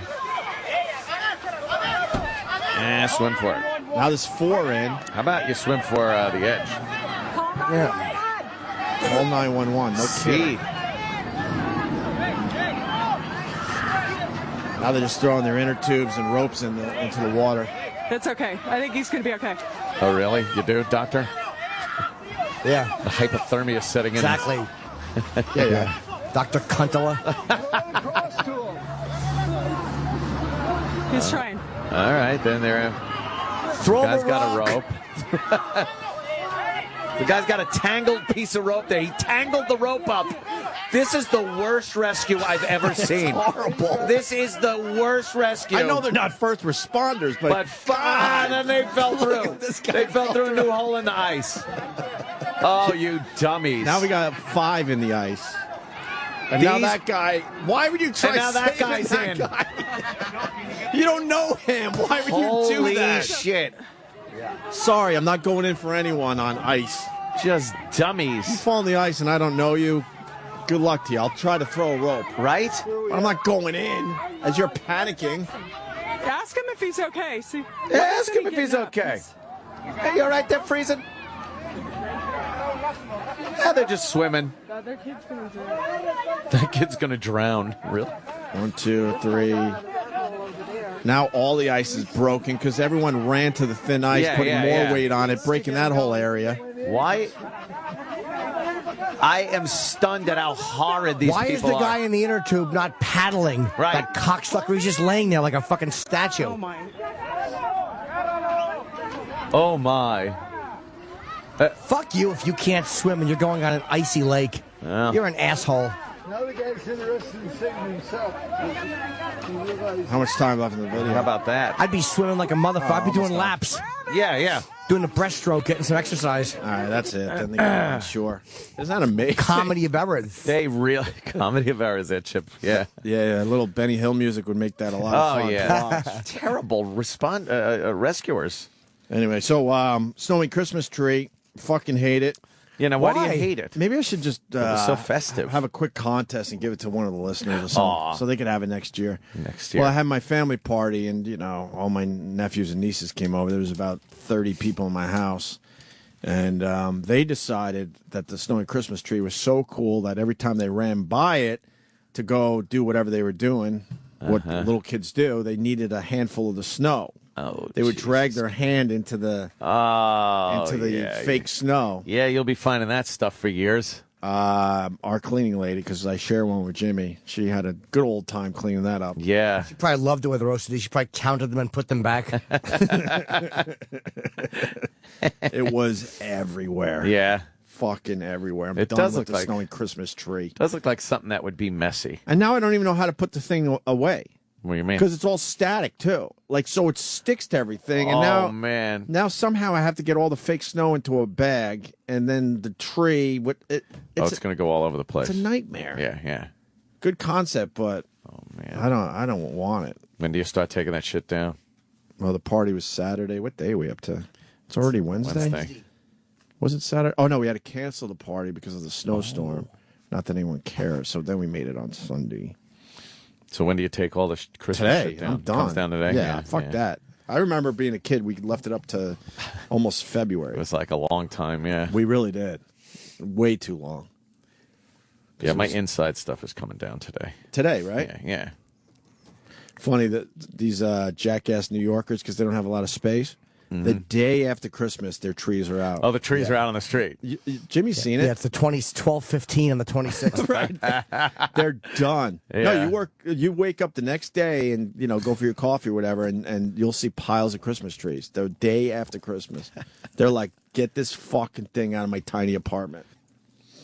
Leaving all those needles all over the street, all over the elevators and stuff. In apartments. Yeah, taking that up and down the elevators. Oh God. Yeah, we have Christmas tree removal in our building. Oh, you do? Yeah, they don't want you fucking doing it. They don't want to deal with the needles in the hallway. Oh, so they're like cargo elevator. So freight. they come in with the big bags and they go, look, we'll take your tree out for you. Wow. So we don't want to fucking clean up the mess because you're going to be lazy and drag it around. Yes, like through bodies the hallways, with the plague. Like you said, the fucking elevators.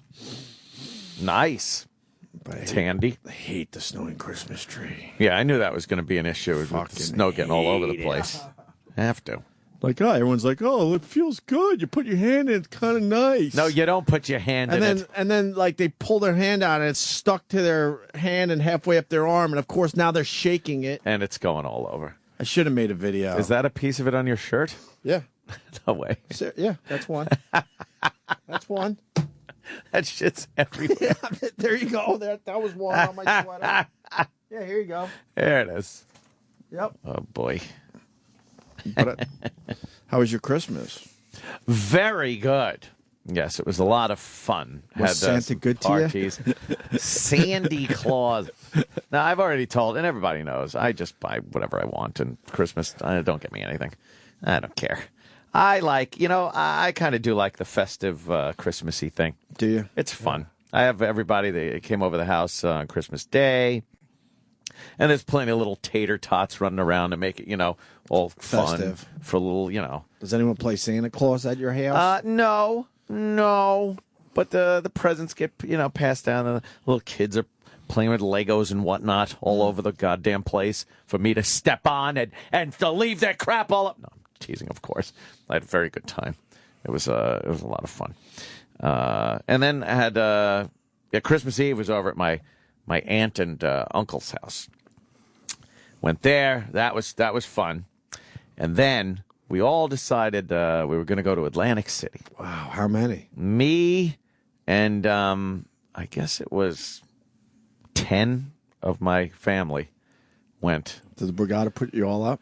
Yes, they did. Holy fuck. That's a high roller. You're did. a whale. It was how many rooms? Great.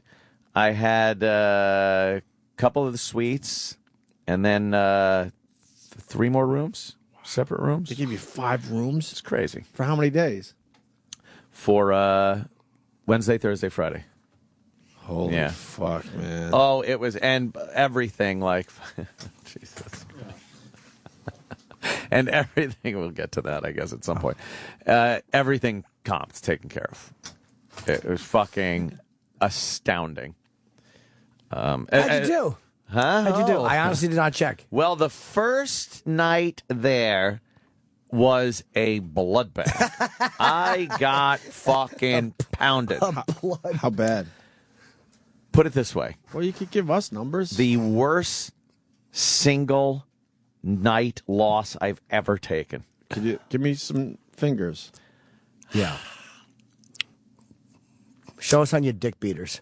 I had out markers in the amount of $55,000. Holy fuck. You lost 55 G's? That's what my parents paid for our house when we moved into North Brunswick in like 1980. Oh, wow. 55,000. I had markers out for, that was me just You were going, down marker, 55 marker. G's. I was down 55. 55 Jesus large. Christ. 55. 5.5 stacks of high society. I'm going to have another anxiety. I was, God. I was down. So I'm like, Were you fuck. screaming?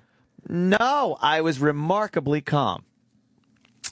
Then, and we went out. I mean, the family, the whole family went to the great steakhouse they got there, the Homestead, and we got those trees, those giant trees of appetizers. Here's the plugola, by the way. Oh, no plugola. It was great. Believe me, I earned this.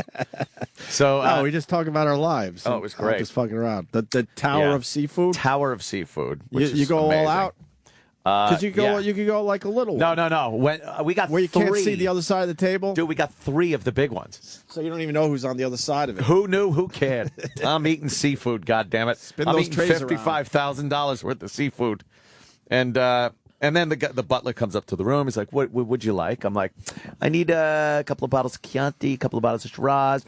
Bring me some Grey Goose. Bring me some Jameson. Bring me some Captain Morgan. Need Cokes. I need a bunch of beers. I need mixers. I need orange juice, apple, fucking everything. All free, by the way. Oh, and they just whisk it up to the room. And you don't have to pay for that. Whisk it up. You don't have to pay for that. People Well, should know that. $55,000. But I mean, But no. It's all, as On the long as arm. you gamble like that, they will fucking bring you anything you want. So, took that. We had a great time. Went to dinner the next night. Wait, I want to slow you down a little Yes. bit. So you're at dinner knowing you're 55 in the hole. Yeah. You can't be enjoying dinner. No, I was. I had a great time. You're Family able and to stuff. shut that part of your brain off. Yes. Wow. I I'd be knew out of my fucking where I mind. was. I knew where I was in the world. But you also know that the next day you're going to come back. Or No, I it's- don't. But I mean, like, you know that's that scary part. you bounced. You know, The gamblers. scariest part isn't that you just dropped 55. The scariest part is there's another night left, and I'm going to try to make it back, but there's no fucking guarantees. And when do I stop? When do I just say, I'm going home with a pretty big loss this time? Yeah. So dinner with the family, it was great. And the next night we went to the Italian place there. Another fucking, they put us in that room downstairs where it's just you and your group. You didn't go to the sushi joint? No, That's my favorite place. No, I'll help never you out did. with the plugola. We didn't go that time. What's the name of that place? Oh, I did eat there. It's actually very good. It's amazing. Yeah, it is good. I've eaten there before, but not this time. Okay, so you went spaghetti? Yeah, we went to the Italian? Italian place. And then I went back to the room. We hung out for a bit, just drank some wine, relaxed, and then I decided, okay, I got to hit the trenches again. Oh, my God. This is later that night. Yeah. After some more drinking. Yeah, after a little more wine, sure. A little drinking. So Did the Borgata discourage that and say, we don't want you down here after you've been drinking? they did. They said, look, Anthony, please. They wanted you to be clear. Clear-headed. boy. Clear-headed if you're going to be, gambling. Yeah. Such numbers. So what I did, Oh, my God. what I did was took I had a few thousand in my bag because I honestly didn't want to fucking take another marker out. So I went downstairs with a few grand. I think I had about $4,000. Went to one of the regular Joe tables. I guess the limit on that is 25 minimum, 1,000 maximum bet. So I'm sitting there, and a few fans of the show sat down. We were at a fun table. And lo and behold, I start winning.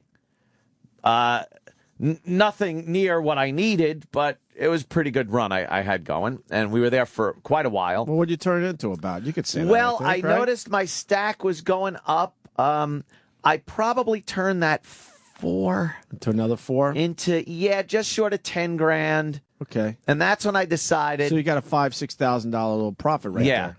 That's so when now I you're decided. down about, I'm just helping with the numbers. Yeah. Now you're down for the weekend about 50. Yeah. 49.50. But if you had to pay for the rooms and the food You figure that would have been another $5,000. That's at how I least, $6,000. rationalize it. Yeah, but I mean that would have been a lot of money. I know, believe me. Yeah, Sweets in the Borgata and big meals, and exactly. a lot of people. I'd be finding the $1,000 bottles of wine. Yeah, to make it at least not hurt as much. Yeah, crazy. Give me a few of those on the house, thank you.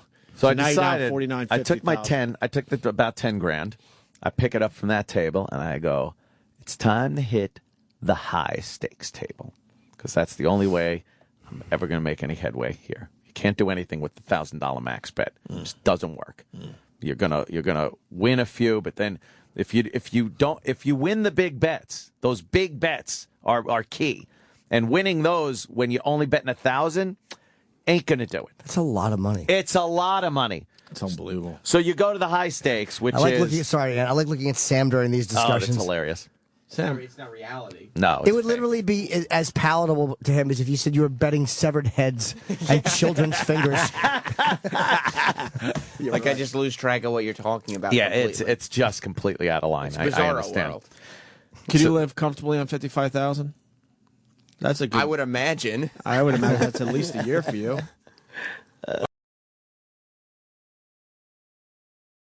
Pay you. I That's forgot. true. And then it's your problem about because that. you bring it up and bring up your frustrations. True. Yeah. So the high stakes table is it was a 100 minimum, 6,000 maximum bet. So that's where I was at with the $10,000. I sit down. That's the highest table you could go to, by the way. At the Borgata and that high roller area. Yeah, I haven't seen higher than $6,000. Okay. So I'm sitting there, and I start chiseling away at the table. There's a couple more people, some rollers sitting next to me, and I'm winning again. I'm winning. I'm doing pretty good. So I start spreading my bets out over a couple of spots for the max bet. So a few of these, you get to the point where you're betting 3 spots, 6,000 a clip. You had 18,000. 18 grand on one hand. Well, it's actually I have 3 hands, but it's one of the dealer's hands. It's one deal. Can I? Yeah. Because I got my story that I told you. Mm-hmm. Your story is way crazier than my story. I'm sorry. No, see, this is legal. I think mine was. Well, it's marginal. All right, good. So you got 18,000 down, and sometimes you win those, sometimes you don't win those. It's one of those. How many did you do in a row? Because you can't do that. No, all night no, long. you don't do those in a row. You only do a few. You do not do those in a row. Oh, so not even in a row. No, one every once in a while. When you hit that, you pull back. When you miss it, you pull back. A lot of people, if you miss that bet, they feel compelled to make it up immediately. You gotta pull the reins back and rebuild. It's called rebuilding. Get your head back together. Get your head back. Don't fucking freak out. Yeah. Well, after a while, it started going up. I had the purple stack of $500 chips. That's the small little. And they started running out of those. So they had to start paying me in the $1,000 Borgata money tokens. That's a tower of thousands? Yes. Holy that fuck balls. How many are there? Do you know that when we all went for UFC to Las Vegas? Yeah, that was fun. I gambled with Bob's money, and we were bragging that I turned $10 into $30. Dude, that rules. That was my big event. Well, I wound up getting up to about $80,000. Oh my god! So I turned that 4,000 initially when I left the room to 80,000. So now you're up for the weekend. 25,000. You're up 25. Walk away. Well, I had a few bets that went awry. Oh man! Now look. You're never going to fucking cash out at the absolute top. I'm trying to get into the mind of a gambler. You took the massive hit. You're down 55, like, holy fuck, this get way worse. Exactly. And now you're 25,000 up. Amazing, right? Why can't you just walk away? Because I could get 100,000. True. All right. So you had a few bets. And I know that's the answer. So a few bets went amiss. Right. How about a Mista? A few bets went amiss. So I decided. How bad of a miss? It was a couple of them a miss. Yeah. Well, here's the deal. I go back to the. I finally say, all right, color me out. I'm done. I'm done. she colors me out. I get, all the chips. What's that? I go to the cage. I cash out. And along with my initial, the $4,000 that I had invested in this, they handed me an additional green $25 chip after all my markers were paid off. So I you're wound still up 55 in the hole. No, I was ahead. $25 After all my markers were paid. I was ahead. Okay, I got you. $25 for the week. So basically, what happened? Ant lost 55, gained back 80, and then threw 25 back at them and made $25. Yes. Was that your weekend or That was it. And then everything else was paid for. The hotel, the fucking meals, 10 family members. So they gave you $25 to go to AC. Yes, that's exactly it. I ended up $25 ahead. They keep bringing you back for the big hit, it's and hilarious. it's not They're dumber I than love he is. I know. It's stupid. They keep waiting for Cumia to fucking lose everything, and he always manages to eke back. Oh, they're gonna. I don't know how it works. I know how it works. Next time you go, they're gonna put a dead hooker in your bed. They probably will. And say, now you're going to go down deal there, with this. and you're going to lose badly. Because my brother sat there. He sat we'll at the take table. the dead hooker out of your room, and no one will know about it. My brother sat down at the table. Jesus, and fucking was just annoyed as shit. He can't fucking make headway. I sat down. There were a few fans of the show who were laughing their asses off. They're saying, dude, I swear, I thought it was a story. I thought you exaggerated things. He goes, I can't believe I'm seeing this right now. My brother pointed out, he goes, you throw the fucking dealers off. You fuck them up because I do not for a second shut my mouth. I am constantly running off. Blackjack, 7, please. There it is. Fat card. Dealer, no shenanigans. Put it there. Blackjack, 17. What's that crap? Turn it over. Yeah, motherfucker. It's constant.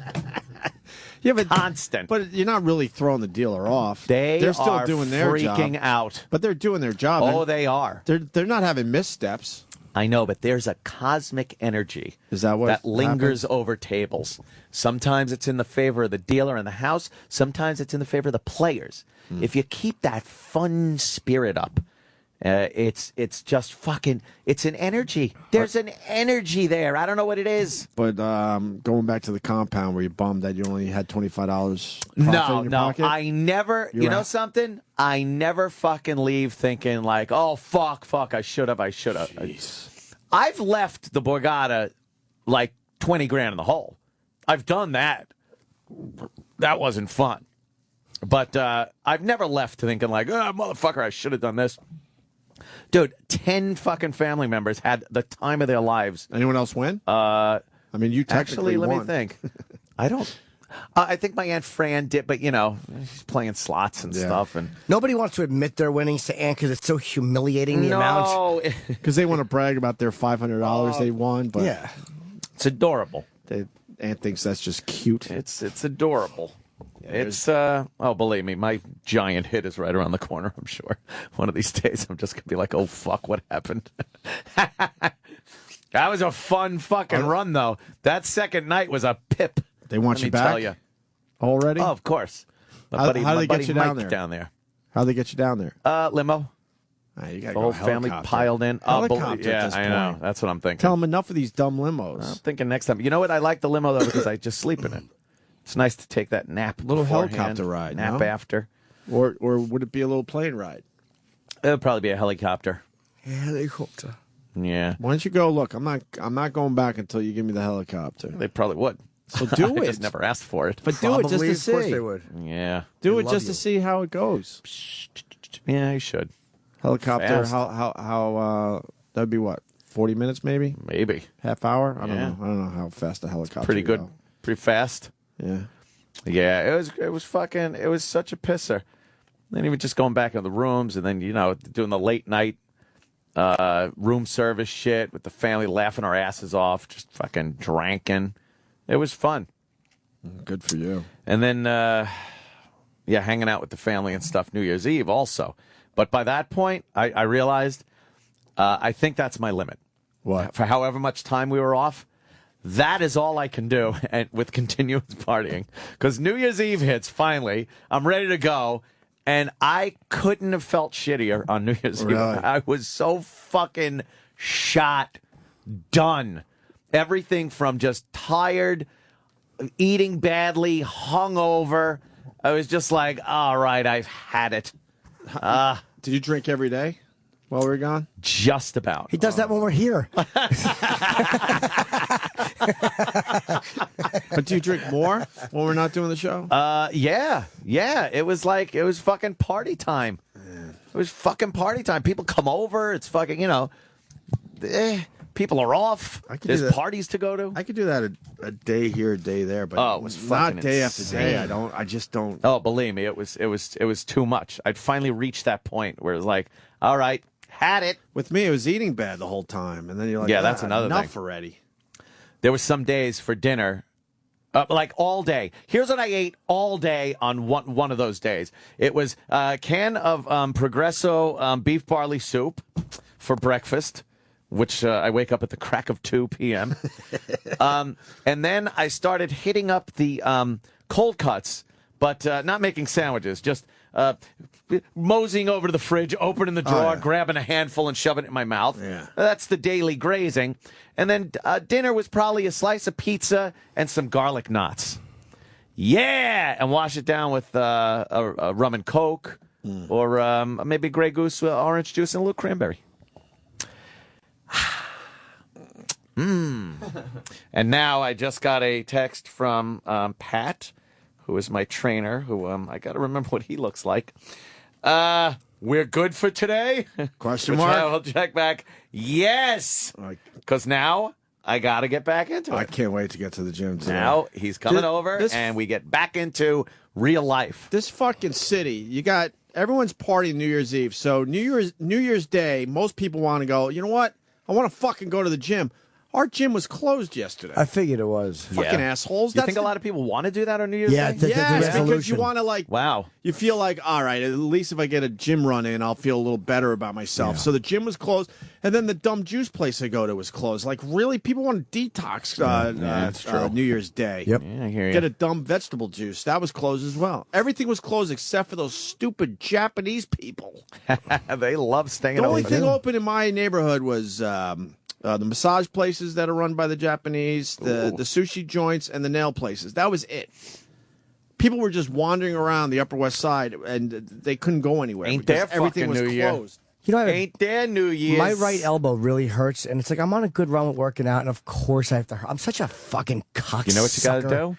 Work right through that pain, Jimmy. No, I was doing that. I was doing the pull-ups and everything, but I'm really going to damage it. So I've been laying off it and just doing alternate exercises because I'm really going to fuck it up. But when you're working out a lot, you're going to have injuries. You're just gonna. You're not going to have a perfect life. But I got to just... That goes with the territory. But I can't do anything on my upper body. It's just swimming. Then do a few cardio things. That's what I've been doing. Do cardio, a little swimming. Let your arm heal. You'll be back at it. Just annoys me. I'm just finally on a good I run. was smashing my elbow like on the ice years ago, and to this day, day still hurts. And occasionally when I'm doing like pull-ups and stuff, I'll have to do a couple before it feels better. Yeah, like I'll almost hear like a really? There it is, and then it feels better. They probably You just got to at that point. It's like Louis C.K. said, no, that's what you are now. That's you go to the doctor and go, yeah, that hurts. Yeah, that's just gonna hurt. Do you? That's it. Does anyone else get that phantom elbow fucking excruciating pain? What is that? I don't know what it is. I know I'm not the only one, and maybe Dr. Steve could explain. Every once in a while when I'm driving, I put my elbow down. It gets that extreme pain in the tip of my elbow. Yeah. And it feels like it's like I don't know, like you chipped a bone or something. Yes. And then you're like, Yeah, all right, put what's your wrong with my elbow down. elbow? But then it's fine. Goes away. But every once in a while, you'll put it down in such a way it'll be excruciating pain, and you have to lift up. I have one of those What in is the that? kneecap too. You do? Yeah, one. Very rarely though. You get on your knee and it's like, ow. But what is it with the elbow? It's called old. I don't know. It's called you're not a happens to kid you? anymore. Yeah, I get weird pains once in a while. No, this is excruciating where you gotta lift your elbow up immediately, and there's no injury. Yeah. Like right now, I can move nothing, but every once in a while, I'll put it Perfect down spot. Yeah. in such a way where it's It's like just an ice pick. yeah. Yeah. I bet you Dr. Steve would know exactly. Wow, the nerve endings all come together. Well, that's technically a nucleus fibrosis. I texted him about. I've been obsessed with watching this guy who did a cancer speech about starving cancer by eating a certain way and preventing it. So it's why all I'm eating is like red grapes and oranges. Oh, really? I like those grapes. Yeah.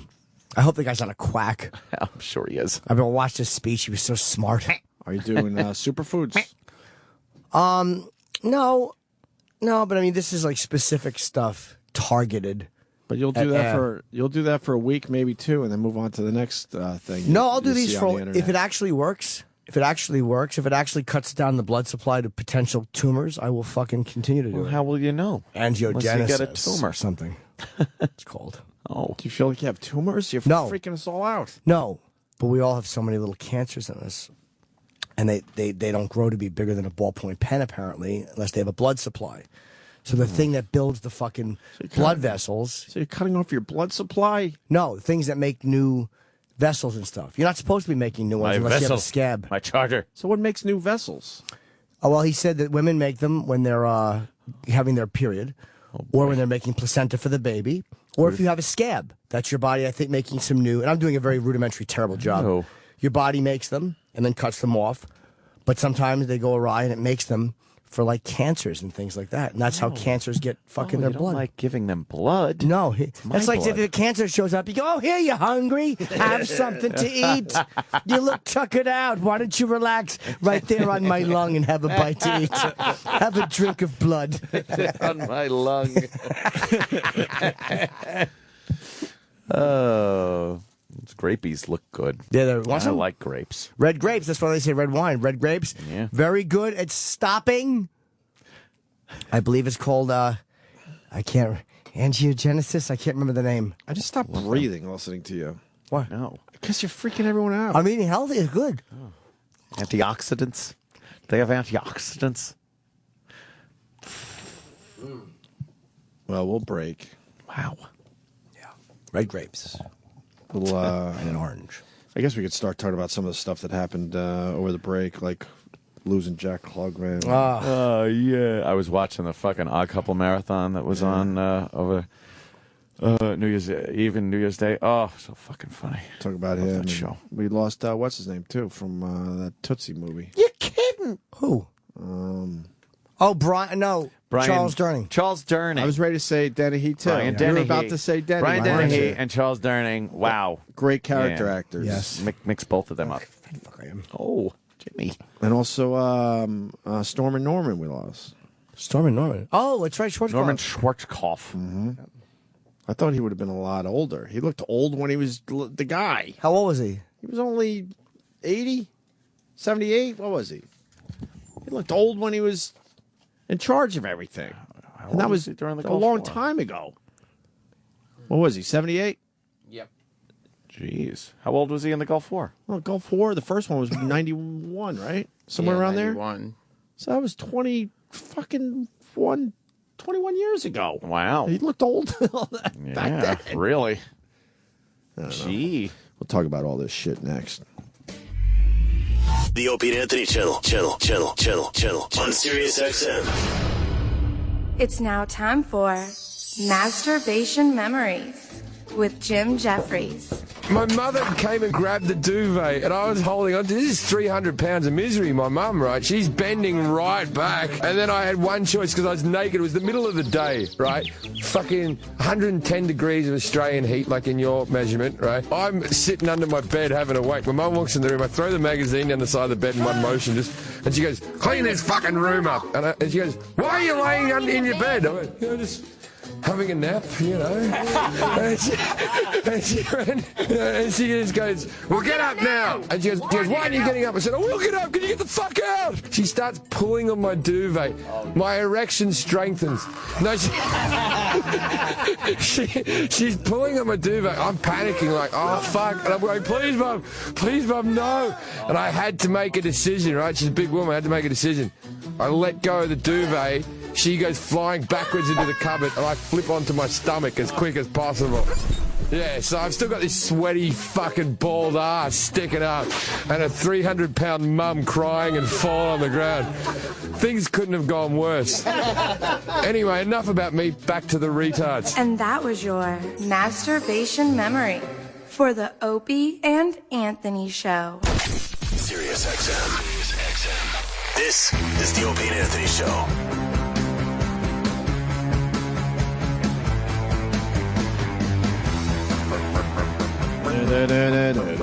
Sperm donor for lesbian couple ordered to pay child support. Yeah, I read this one. Really? That's craziness. What's that about? Apparently, this guy is being held liable to pay this money. He just donated some jizz to some les couple so they could have a kid. All on the up and up, or were they doing it on the side? I don't know. It sounds like it was on the up and up. And sounds like it was on the side, and that's why there's an issue. Really? Yeah, man. If you go through like a sperm bank, I would assume you're covered for that crap. Yeah, I think though, if you want to like know what the person is about, or you're like, oh, let's have some of your jizz, and I think they signed stuff that said he didn't have to support the kid, right? But then you take him to court. And William Murata, 43-year-old mechanic from Topeka, was targeted by Kansas state officials earlier this year to pay child support for the little girl who is now 3 after the couple had parted ways. So the couple parted ways that he helped get pregnant. The lesbian couple no more. He responded to an ad on Craigslist. Okay, I'm starting to think it's not on the up and up. Posted by Angela and her former partner Jennifer, who were seeking a man to be a sperm donor so they could conceive a child. The three came to an arrangement to have Murata's sperm artificially inseminated into Jennifer. Okay, Jennifer, under the terms of the agreement, Murata relinquished his parental rights, including all financial responsibility. So if he signed something, what's the big deal? Well, you could sign anything you want, and then they drag you into court and you're fucked. Well, the technicality, that's not the lesbians are not doing that. No? That's the fucking. You know the story? Yes, that's not the two lesbians are sticking by him, and they'll help him fight it. Oh, really? I think it's the. No, the lesbian couple is broken up though. But as individuals, they're forever grateful to this guy. It's the state agency who is saying that he should be, and the technicality these scumbags are getting this guy on is because the doctor. There was something with the sperm donor doctor. It wasn't like I collected it in my mouth. Yeah, that's the problem. I usually just I grab him by the ankles and I spin it right into the womb. In the womb. Yeah, I'll do that. And I'll spit it down. And I'll kind of mush it in with my fist and my class ring. But that's the thing, is that the license, or the guy wasn't licensed, the doctor wasn't certified to do sperm donation, or whatever it was, like one of those Well, things. they found the guy on Craigslist. Yeah. So in 2010, the couple, who continued to co-parent 8 adopted children ranging in age from 3 months to 25 years, parted ways, raising the issue of who would pay child support for the little girl that was conceived with this guy's sperm. Okay. Then earlier this year, Bauer, who has been supporting Shriner, and the children, became unable to provide health benefits for the 3-year-old due to a significant illness that prevented her from working, and the couple applied for state services, which prompted the Kansas Department for Children and Families to request the name of the child's father. Oh, man. Jimmy's pretty much on this one. Terrible, right? Because Jennifer, and I'll use their first names, it's easier, and Angela was the child's sole parent under Kansas law, which does not recognize... You better recognize... Oh, wait, because Jennifer was the child's sole parent under Kansas law, which does not recognize same-sex marriage. The state was unable to collect child support from the other broad, so the Kansas filed a child support claim against Murata, the father. Kansas sucks. Man. Jesus. Little technicality here is getting this guy in trouble. Adding to the case's complications is the fact the state, in court documents, is alleging that the contract Murata entered into with the women, under which he wasn't liable for financial responsibility for the child, is null and void because the insemination wasn't performed by a licensed physician. Null and void. So Jimmy's got this story. What, did he bang the broad? Oh. I don't know. If you've seen her, you'd hope not. Maybe it was just, hey, we don't want to do this all scientifically. How about you bang the broad, and then she gets pregnant, and then you look at it, and then it's just a fucking pregnancy. Wow. God, poor guy trying to do that the right middleman. thing. Yeah. Or he just needed $200 for a night of drinking. Sure. Well, that's pretty fucked up, though. Yeah. You don't think you're going to fucking get in a position where you got to pay for a kid. Yeah, that sucks. Yeah. Good luck to you. Good luck. Godspeed. We don't give a fuck, and we'll forget about you in 2 minutes. Forget about what? Exactly. Kathy Griffin tries to give Anderson Cooper a blowjob. Oh. On CNN, by the way. I'm amazed CNN is allowing this craziness that is Kathy Griffin and Anderson Cooper. Because they've had their faux pas in the past, which have made news. So either they don't care or they think it's a great thing that they're getting this, publicity. Right. Can we just play the video, or should I play the audio there, Sam Roberts? Oh. Sam. Whatever you want. This is the first part where she says she's going to tickle his sack. She said that? Yeah, I'm going to tickle your sack is what she said. Oh, yeah, man. CNN just all about it. I guess they desperately need the ratings or something. Yeah. Nervously. Yes. At which point, people would already be drunk by now because I've giggled nervously. I've started to sweat already. I'm going to tickle your sack. It's a sack. That's not bad. I don't know what you're talking about. I have no sack of gifts here. There's no sack of gifts here. Seeing my naughty There's nothing. gestures. A sack of Christmas presents. I did not bring the sack of Do you Christmas call presents. your private your Christmas presents? What? You call your private parts your Christmas presents? Really? No. That typical hot guy. Let's open up the Christmas presents. If you do want to join the conversation on Twitter, the hashtag to use is CNNNYE. So that's the first part. See, I don't mind that at all, but I will say, and this is about this state of where. Imagine if a male, had said that to a female anchor. Oh God, yeah. Man, I want to tickle your lips. Right. Oh man, that would be. Yeah, and that's not her fault or Anderson Cooper's fault. That's just the way it is. I honestly, it doesn't bother me. Not at all. I don't No, of care. course not. But I'm more curious than anything as to why this is on CNN. I mean, strange. It's not like Anderson is known as this fun guy. CNN is definitely not the fun news network. Well, and it's just weird. He's one of the guys I don't mind watching on CNN. Oh, he is pleasing to the eyes. Yeah, very dishy. I'll tell you. Those blue eyes and the gray hair. Really. I think I saw him in the village with a gentleman friend. Yeah. I believe so. Wow. Silver fox. Hey, Coop. Did you double date? No, I didn't know if it was him, but I would with have. a gentleman friend. It's Yes. like implying Jimmy was with the gentleman. Yes. I was not with a gentleman friend. Oh. I was not with a gentleman caller. I was by myself. He was alone. But no, I mean they should be protecting him because I think he does a pretty good job for CNN, and now he's got Kathy Griffin trying to tickle his ball bag. That's why isn't that a problem? I don't get it. I mean, like you said, because I think we confuse people. Yeah, I don't mind seeing this at all. No, it's fine. Fine, but it's confusing as all hell because then you got Imus. We always go back to Imus. Yeah, because he's the case study. Yeah, he gets fired for saying nappy-headed hoe, and you got Kathy Griffin basically implying that she's going to blow him. She's going to grab his ball bag and then suck his dick. Right. Is pretty much what she's saying. Why is that okay? Someone's got to explain this to me. I don't know. Why isn't Reverend Al outraged? Oh, well, he should be outraged because he's not working for that network. I don't get it. That's right. Do you want to see the actual blowing thing? Yeah. Yes, we do. This is so. The story was they went to some other place and they drop a fish and they kiss they kiss a sardine. Right, it's some other city where they drop a their wacky fish shit. and kiss a sardine. Right. It's really stupid. Is it traditional? So then they come back to them in Times Square. Yeah. And, yeah. Okay. Doctors tell us that no one has ever gotten sick from kissing the sardine in Eastport, Maine. I'm sure. 2013 here. In Canada, 1 mile away, it's also 2013. just kiss This him? is a dual Yeah, she gave celebration. him a kiss on the dick. I heard Yeah. the kiss. The kiss on his cock. And we saw that. gave So him a she just quick kiss. kissed his crotch on CNN. A quick kiss Yes. on the dick. Quick For New kiss Year's. on the dick. For New Year's. For New Year's. And then there's the same network. We'll talk about shock jocks and their outrageousness of a dumb Right. prank call that was so hacky and stupid.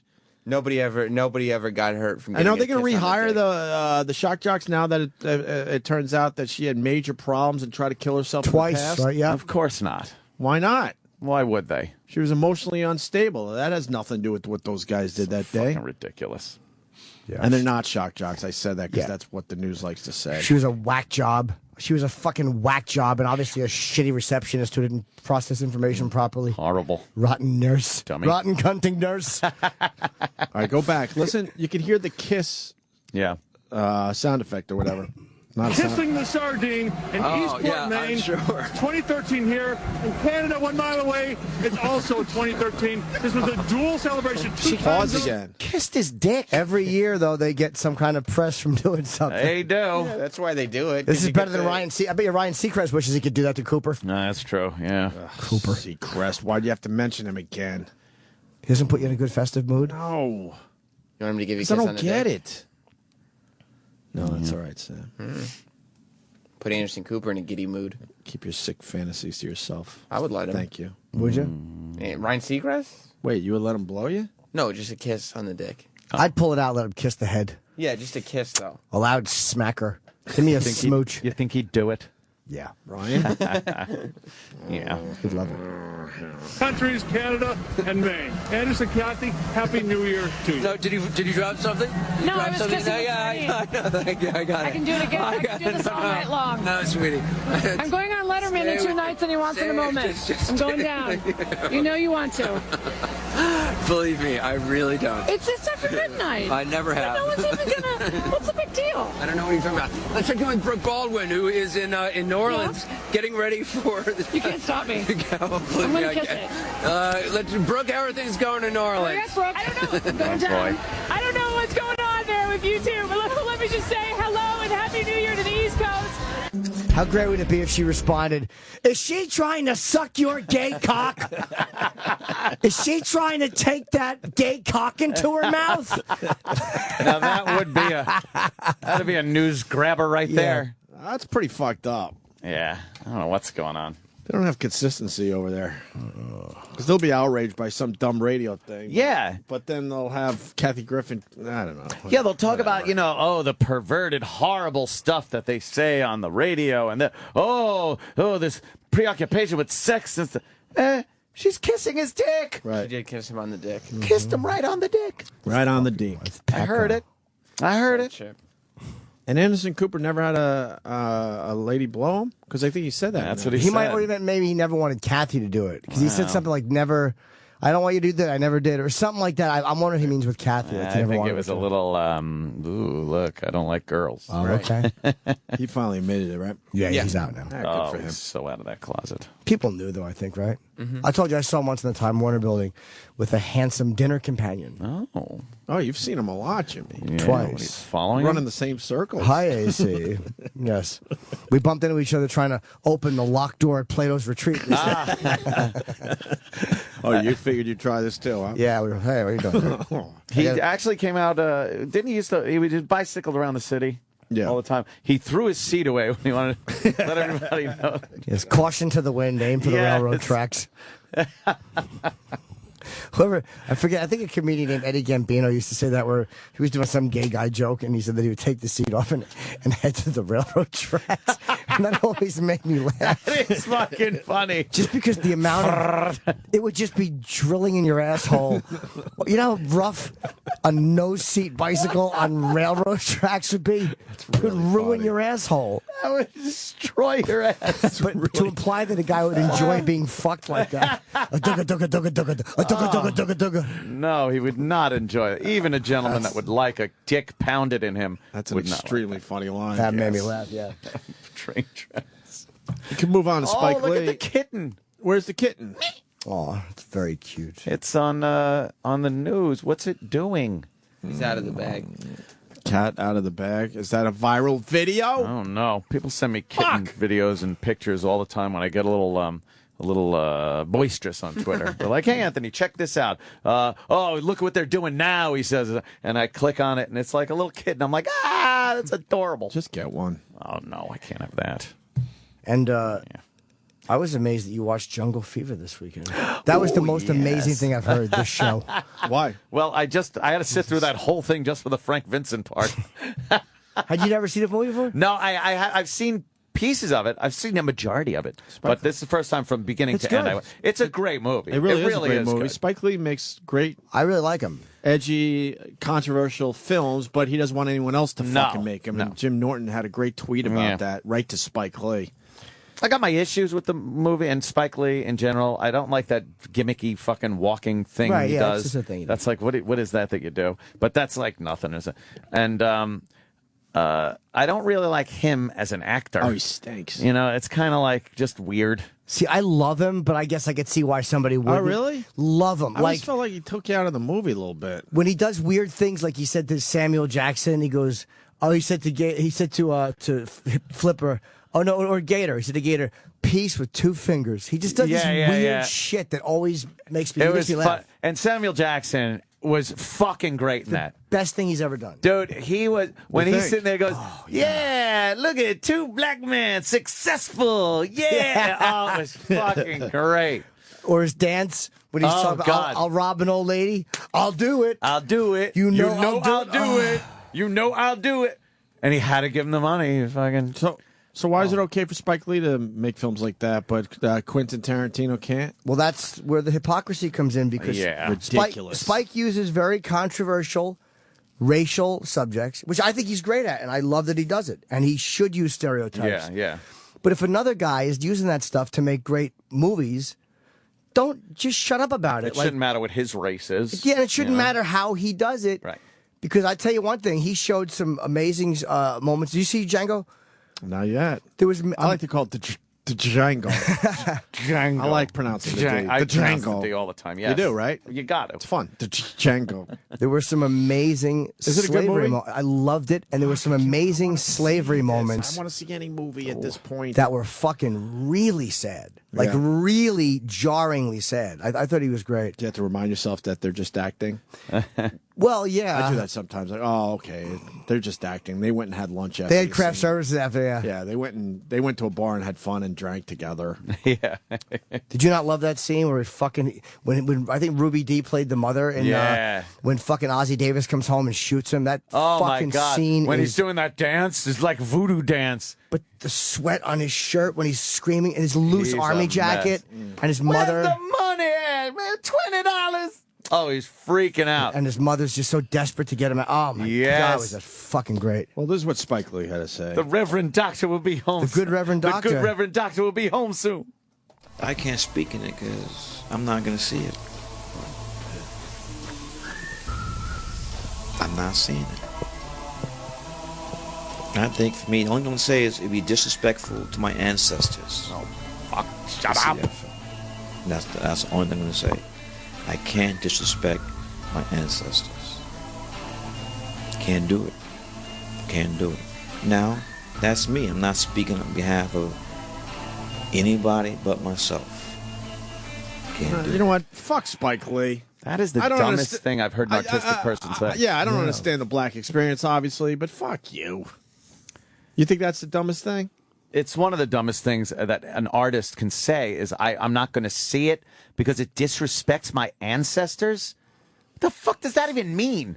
First of all, because he said, look, slavery wasn't a spaghetti western, was like a line that he said. So I guess he's, upset about the use of slavery, and I guess the graphic use of the subject of slavery in a movie that isn't a documentary on slavery. What? But Tarantino was respectful. And he didn't make light of it. But he didn't even have to be. Right. To be honest, he didn't have to be respectful. He had to be entertaining. And what he didn't do, what Tarantino didn't do, like he did this, the last subject was Hitler and the Holocaust. And now it's slavery. He took two really... You got to take the bad with the good. He took some very people who were victimized and treated terribly. Yes. And made movies where they murder their oppressors. Right. And what he didn't, the mistake he didn't make, and we even talked about it with fucking Amistad, is he didn't concentrate in Django on the white heroes. The one good white guy who you really felt something for was Christoph Waltz, and he was a murderer. He concentrated on the horrific nature of slavery. The white people in it looked terrible. Fucking, but not just bad because they said nigger. I mean bad because they were so immersed in that thinking. It was really bizarre how well he showed that. And there wasn't the great class of white heroes like there was in The Help and like there was in Amistad. The hero was black. He and they show these interesting relationships between blacks in the house and blacks in like horrific slavery moment. Spike Lee's a dope to prejudge this because Roots was on recently and I was watching that and it was really well done. But some of the slavery shots in this were fucking horrific, and they just show you like, God damn, that was terrible. It's like, I can't believe that's my country. It's a really weird effect certain moments had, which I don't care if it's this fucking spaghetti western or not. He really, without being preachy, I didn't feel like any emotion was trying to be pulled out of me. You felt like you were seeing it ugly, like it was. So what's Spike Lee's take on how it disrespects his ancestors? That's what I don't get. Like, how does this film disrespect your ancestors? He's prejudging it because he knows... He absolutely saw the film, by the way. Oh, yeah? I don't know. You gotta think he did. He might have. How are you, a director and you're not seeing a film like that? Right. Come on. Right. He got a screener. He saw the fucking thing. He had to have. But he also criticized Tarantino for saying nigger too much in Pulp Fiction. Yeah. He thinks he's the only... What bothers me is he's, for some reason, thinks he should be the only one to use this controversial language and these controversial subjects. And it's like, you're not, Spike. And I think he's fucking great. Like, I love Spike Lee's stuff. Love it. But unfortunately, he's not an anomaly in this situation. This is something that I think plagues, black people in general, is this grasping on to this disrespecting the ancestors. Is, obviously you got a history. It stinks. Sorry. Yeah. It stinks that this country did that. It was terrible. Whatever. But to make problems for how your lives are going to be led now based on that is just silly. There's a scene... Cut off your nose to spite your face. There's a scene in Django where, and I never knew this went on, where DiCaprio, it's in the house, and it's two black guys, I guess they're field hands or whatever, are fighting. And the whites would gamble on this, but it wasn't like boxing. It was almost like a fight to the death, a bloody fight in the house. And it was just such a fucking surreal thing to see. I'd never seen that before. Like, I'd never seen this other thing they showed, a punishment that slaves got. Like, I learned a couple of things I never knew existed.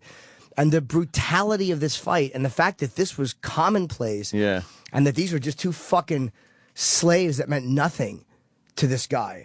It was really a jarring move. And I keep saying that, but it showed certain horrors of slavery better than anything I've ever seen. And it certainly doesn't make Whitey look good. No. And literally he would get a laugh. Like, Don Johnson said something that got a laugh. And it got a laugh just because it showed you how shitty things were. And in the next scene, there was something that was like, it made me cry. It was fucking terrible. It was just like... God, how do I see this movie? The Signing? No, it wasn't The Signing. Can I get a screener? I'd like to get a screener. Yeah, I think Bob Kelly has them for the... no, maybe he got from last year. I don't know if he does. He might have one, though. I think but you saw it, right? Oh, he got the Hobbit screener. So am I overstaying? I mean, you know the fight scene, I mean... Yeah, I don't think that actually happened in real life. What? A lot. That there were fights like that? Yeah. Why? How do you know? Well, I just reading it just now. I mean, I don't think that... I bet you it absolutely happened. That was a big business. That there were... No, but not a big business, but it certainly happened. But, I mean, I don't think that... But, yeah, I mean, I don't think... Spike Lee, I think he just doesn't like Quentin Tarantino. I think that's what I think. So he's trying to find fault in it. Because if you saw it... Yeah. Like, even when I was watching it, because I saw it over the break, so I was prepared for, 150 N-bombs or whatever that the Drudge Report posted. You don't even notice them in the context. It fits the movie. It doesn't seem out of place. Like my house. Exactly. Right, it fits the context. And that was the genius of what he did. It was in this day and age, we're hearing that word in a movie. It makes everyone... Right. But it was like, he said it was used so many times that it felt like that's the way people spoke. And it didn't feel gratuitous. It felt like that's how natural it was. It would be used like, and Tarantino said it when he was in here, it was like blacks were just like pieces of furniture. Yeah. Like they weren't even, like you would just talk about them in front of them. Like, I don't think Spike Lee thinks anybody but a black person should be able to write that type of dialogue. Yeah. I think he honestly thinks, if a black person had made Django, made that movie, you'd never hear Spike Lee say that. Do you think Spike Lee would have said, I'm not seeing this because agree with you. My ancestors would disrespect? Of course. And his argument would probably be, well, it would be presented differently if it was a black man. No, I'm talking the exact same film, black director, he wouldn't say a word. Let's go to MC in Detroit. He wants to talk about the Django. The Django. Which E-Rock, by the way, actually said in all seriousness. Yeah, he did. When? Right after Last the week. interview with Tarantino. Oh, really? The Django. The Django. MC, what's up? It's dope. Morning, guys. Yeah, I saw the movie yesterday with my wife, and it's surprising how I don't understand what Spike Lee means when he says that it's disrespectful to his ancestors. First of all, my question is, has he ever seen the movie Roots? Does he think that's disrespectful? Because that's all about slavery. And secondly, not giving anything away, Jimmy, are you the only one who's seen the movie? Sam saw it. Opie and haven't yet. Okay. Remember the scene with Don Johnson and Big Daddy? And I'm not giving anything away, but the scene with the hood. Yeah. Yes. It just makes white people look like bumbling assholes. That scene did. That was funny. Yeah, it was a very funny scene. There's a lot of that in the movie. And so for Spike Lee, and Opie, I don't know if you're right, maybe Spike Lee did see it. But all the same, it's not disrespectful to black people. It's historically accurate. This happened. It's unfortunate. It's shitty. But it's an entertaining movie at the end of the day.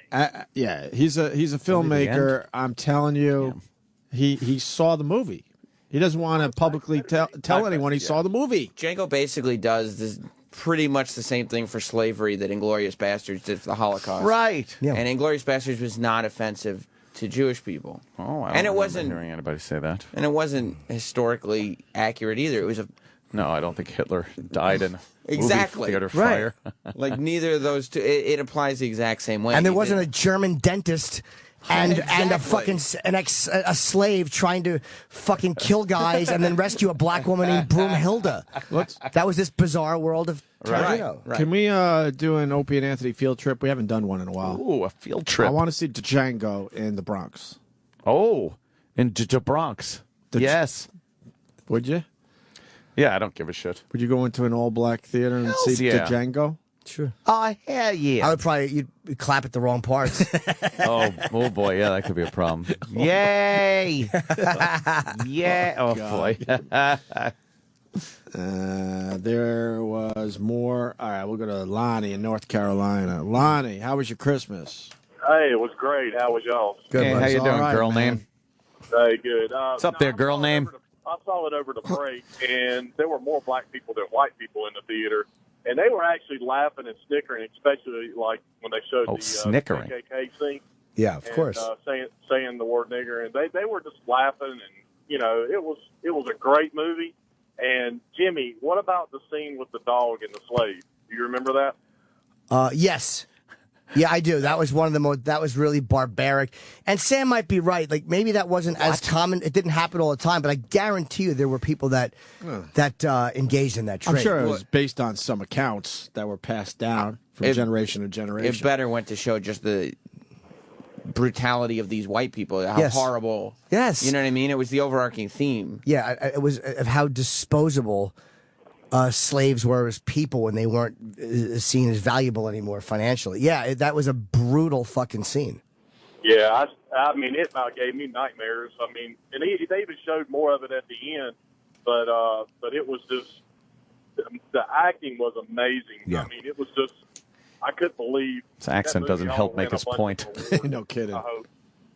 But Quentin outdid himself. Yeah, I'm glad you liked it. And Spike Lee knows, too, that the movie, nothing in the movie is based on the actual history of slavery. It's based on 70s slavery movies. It was a tour de force. You know what I mean? It's based on old black movies from the 70s. Right, the old blaxploitation films. That's what it's based on, because that's... Nigga Charlie. Loved. Yeah. Yeah. All right. Lonnie, you good? Thank you, Lonnie. Yeah, I was wanting to also say that... Put your sister Beth on the phone, or your brother Beth. Fuck! Of course. Girl name. Fuck, I fucking... Oh, why did I say that? Every time brother. I call y'all say that. Ah, damn it. What are you gonna do? What's up, Lon? What else did you want to say? Did you want to say that Bert hit you when you were married? through the comedy that he put in the movie was great too, and it kind of broke the movie up really good. And, Well, Tarantino knows how to make a fucking good movie. Yeah. We all know that. He hasn't had many bombs, if any. Yeah. What was his worst movie? He says it was the one that we got him for the first time. Oh, the Grindhouse. right. Oh, he has said that recently. Oh, yeah. I liked Grindhouse. A lot of people didn't like Jackie Brown. I've never seen Jackie Brown. I like Jackie Brown. I want to see that. Fucking violent. Grindhouse Violence. was very different, a little of that pulp. What was it called at the time? The Pulp Fiction? No, what was it? Grindhouse? Yeah, Grindhouse. No, Grindhouse. it was based on the stories. Stories? Serial? No, it's a genre Serial. of Serial there? I'm starving. stories. Someone will get it. I'm looking. Whatever. War. Oh, one more thing about Christmas. I went to I go to the church once a year, usually around Christmas. Oh. And maybe like one or two other times here and there. And I went to this mass down in Philly, and we had to sing Happy Birthday to Jesus, and Santa Claus came down the aisle. It was like a 3-ring circus. That's weird. That doesn't Weird, make right? any sense. Because Santa Claus has nothing to do with religion. Yeah. But he came down, I guess, for the kiddies that were there. Of course. But having Santa in a church was very strange to me. I've never seen that before. I think the church likes, hey, let's keep the kids involved with Santa. And then we had to sing Happy Birthday to Jesus. Like in Full Metal Jacket? I guess. Yeah. Pretty similar. Yeah. You can give your hearts to Jesus, but your ass belongs to the core. The core. What a great way to break it down. Oh, yeah. Yeah, a lot of people are picking up on the fact that Sam thinks he knows what happened during slavery. Well, of course. Oh, well, he's the product of one of those things. Yeah, definitely. Historians that have written. A lot of people saying extensively. Sam doesn't know what really happened during slavery. No one knows what happened. All right, well, historians have said that If I was Mandingo fighting was not a real thing. It was a Tarantino movie. It wasn't a documentary. Oh. But if I was some white asshole that fucking owns slaves, I'm not going to brag about it and write it in my journal for future generations. I'm going to keep that on the QT. Yeah, but you don't think they would have? I don't even believe the fuck. historians. You don't think they would just have guys fight to make money? Of They would course do they cockfighting. Why wouldn't they? Yeah, but they probably make more money using them in the field than they would. Not when Not they're gambling. useless, or if they 'Cause they throw out die. Yeah, but what if they throw out a hammy or something? They're useless in the field, so now Then let's why would have they a fight to them? their They death. would die. They would die, and they would They would get lose another money. guy with a bad hammy. Yeah, it's gambling. Why does Anthony put $55,000 on the table? Right, you would get two old slaves that blew out their hammies, and you'd have them fight to the death. Right. Maybe there was injured slave fighting. But my point is this: if you're a slave owner, for the most part, you're not going to be bragging about that shit and making sure your future generations knew exactly what you did. The history's not written based on Unlike the Germans. bragging of slave owners. I don't think. But that's why the historians are, and there probably absolutely would be off on exactly what happened during that time. If there was a world of Mandingo fighting and there was somebody who were better than others, the ones who were better would probably brag about it. They obviously didn't feel bad about it. It was legal. It was slavery. Sure. Yeah, but it's not like they felt guilty. But the shit wasn't written down. That's the type of stuff you just don't really write down. Yeah, I don't believe Sam's revisionist history. Yeah, history in general is way off. What about the Irish fights that they used to have? Yeah, what about those, Sam? The Irishmen would be like, oi, oi, start punching each other for money in the bars. And then they would throw potatoes at each other's They hit heads. each other with potatoes. They both have fistfuls of red hair. Yeah.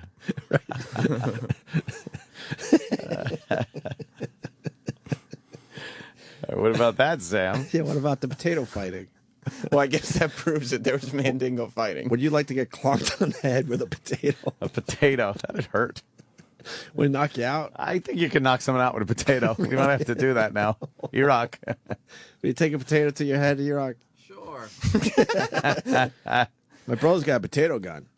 Oh, man. Actually, a cannon. That'd hurt. Is that legal? No. Potato gunner, depending on what runs it. Potato cannon's not legal? What's it shoot with? Hairspray and a little... Oh, yeah, so it's One of flammable? those? Yeah, it's some kind of infernal machine. It's probably against something, but legal? Nothing big. Legal? As legal as, firecracker. Iraq, how was your Christmas? Great. Did you get a lot of stuff? Oh. Best present, a Iraq. lot of stuff. No. Best present, Iraq. Comment. What was it? Best present. Got a new computer. Ooh. Got a new laptop. Yeah. So new bikini girls on the Retina display. Wait, let's go around the room. Best present. Sam? My mom got me a green screen that I didn't realize would take I saw the fucking third of my apartment. It's way too big. But can't you just fold it in half? Why do you need the whole green screen? It's on that fucking bar. Yeah, because it's on the bar. Like the bar has to be a certain size. Giant. It's and humongous. if you crunch it up, it's wrinkled and doesn't work. It's got to be flat. Look, now I know. I don't know. Yeah, this shit. it's tough. I don't have any room to do anything in front of it. It's the only place in my apartment that it fits. I have about a foot between me and the camera.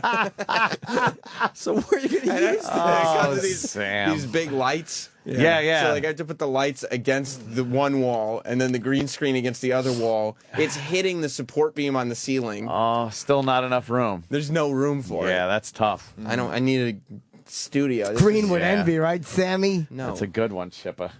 Good one. Jimmy, what do you get for Christmas? Anything? No. Some presents from family. Like no, I saw my new nephew who's fucking adorable. Aw, he's really cute. That's very awesome. Kissable. That's adorable. Yeah, my sister, my mom, and dad. We just exchanged some presents, a couple shirts, things like that. Stuff you'll wear, or will the listeners be wearing? Oh, I'll wear them. Yeah. yeah. It's got to take them out of my car. I tell you, got to take them out of my They've been in car. the car for a few days. But Christmas Eve, it's funny. I got a text from man because I tweeted that I was watching Roots on Christmas Eve. And it's like, come over. You come fucking over. got no family to go to. But I was like, I don't think I did anything Christmas Eve. I invited you down to Philly. Yes, you did. But I knew I had to see my It family. was a weird empty invite, but officially it was an invite. Yeah, I couldn't Weird do it. empty. I can't We crash all family do it, though. things. We all do the weird empty invite. No, they would have loved to see you down there. I saw my family Christmas Day. I got a helicopter ride. Well, that's nice. Where I get to take the stick. I get to fly it myself for a little bit. Damn. How hig'd you go? My mother-in-law gave it to me. That's an awesome. Well, and of course my father-in-law as well. Have you gone on it yet? No, I set it up somewhere in Jersey. I get to fucking fly a helicopter. That's pretty cool, right there. Little 2-seater jobber. Jesus. Little half-hour lesson, and then I'm up there fucking flying the Helicopter. There you go. That would scare me. I'm going to be scared. I've been in a helicopter a couple times. I love it. Is it scary? Yeah. To me, it is. Why? Because you're just going straight up, right? It's just because you're straight up. I'll tell you why. Because it has this forward. It has this weird motion where it kind of. How do you explain Thwack, that? thwack, thwack, thwack. You're going forward, but then it kind of goes back a little bit. Feels like you're skipping a little bit. A little bit. You're used to being in a plane is the best way to explain it, and when you're not, when you're that high up, but it's a different feel. It creeps you out a little bit. I guess you get used to it after a while. They hover. Dude, I took a helicopter ride over the Grand Canyon. It's one of the greatest days of my life. I would never do that. It's fucking amazing. Above the tree line. Holy fuck, that's a huge hole. Oh, right, yeah. Right over the edge. That was amazing. I highly recommend anyone does that. I'd be very scared. It doesn't look real. It looks like it's a model below you. It's really hard to explain. I was just thinking of that scene in fucking Unjustice for All when Jack Ward and Pacino are in the helicopter, and he goes, I take it out, and he goes, I figure out the halfway point, and I go just a little farther. And then Pacino's like, we might not make it back. You remember that when they go back and they stall out? The halfway point and go a little further. Yeah, Jack Warden. Nice. That scares me, man. My brother one year got a hang gliding lesson. I don't know if I could. Not a hang glider, the gliding planes. Ultralight? The planes without the engine. Gliders. Glider? Oh, glider. Glider, Okay. not hang glider. Yeah. That's where they tow you up with the plane and then let you loose. Maybe someone could explain how that works. How the fuck do you get back to the airport? You glide. Yeah, but how? It glides on thermals. And then what? And then you fly around in circles, and then you go back to the airport and you land. Yeah. There's too much that could go wrong. Wind. Yeah. Gliding too far, and now you got to turn around. Like, how do you turn around and there's wind? How do you get back to the airport? I'm being serious. Well, you don't really need wind. What if you decide I want to go over there, and then you turn around and realize there's a headwind? Now you're fucked. How do you get back to the airport without an engine? Well, the headwind actually keeps you up because you're but using how do you that go as force. forward without an engine? Well, at then that you point? dive down. You get speed through losing altitude. You trade altitude for speed with a glider. So then it's like a roller coaster in the sky? Yeah, all that energy that the plane uses to take you up is now stored. So why do we ever need stored energy? Because sometimes you got to go back up to where you were. That's what I'm saying. So if you're never going to go really well unless you hit a thermal. Thermals, the heat rises so fast that you could actually climb. That's what I'm saying. You're going in circles and climbing and climbing but and climbing. Too much could go wrong. Well, you got to know what you're doing, I guess. Yeah, but how do you all of a sudden go from not knowing what you're doing to knowing what you're doing? I guess like anything else. I know that. It's always confused me. Yeah. Going from that point where I don't know what the fuck I'm doing. Oh, now I know what I'm doing. Sounds kind of all of a sudden you're like, I know what I'm doing. What the fuck? When did that happen? It's kind of like a Seinfeld thing. I understand, but seriously, yeah, slow down a little bit and just think about that for a second. Yeah. Let's say you want to be a glider. I'm going to glide planes. All right. So I obviously go up there with someone that went from the I don't know what I'm doing to now I know what I'm doing. He knows. But then you have to make that leap where you're like, all right, I think I know what I'm doing. So I'm going alone now. After you listen to the guy that knew what he's doing. Right. Yeah. That's fucked up. Yeah. It really is. Think about that. It's like anything else. I know. You know, you got to learn from somebody. But I think there's a lot of people that lost their lives because they thought they knew what they were doing, but they were still in the stage where they didn't know what they were doing. Didn't quite. Right. Yeah. All right. Gliders look pretty cool, though. Why don't you do one of those? I don't know. My flying, I like limiting to having a trained pilot. But you're in the back with a nice beverage. But you got a curiosity with flying. Oh, and I stuff. love flight. So why don't you fucking? Oh, gliders. Does your brother still fly? No, not in a while. He loved it though. Did he go up there by himself? Yeah. Holy fuck! Yeah, he used to. Why doesn't he do it anymore? He was solo. I don't know. I guess money. So he would be a good one to talk to, going from not knowing what I'm doing. And then one day he had to go on that plane by himself. And be like, uh-oh, I better know what I'm doing. And that's got to be a crazy feeling. Yeah. Because you're like, holy fuck, the guy that usually sits here in case I fuck up is not here anymore. Yeah, you pretty much got to be the guy that knows what he's doing while the guy is still sitting next to you. Right. Like, and you do everything. Wow. So then when he's gone, it's just like he was there. Yeah. But now he's not. I remember when I was trying to ride a bike and, the training wheels. I went from knowing what I'm doing, not knowing what I'm doing, to knowing what I'm doing, and I still fucked up. Exactly. And fell into a shrub. Yeah, we all took our tumbles on the bikes, didn't we? This gliding thing, though. Jimmy, would you glide? Pretty cool. I don't know. I'd like to think I would because it looks fun. I don't know. I'm so crazy with heights, man. You got to know what you're doing as far as... I do, though. I take gliding lessons. Oh, really? I was on my couch, and I put the cushions on the floor, and I put my arms out like a big bird. I went vroom, vroom.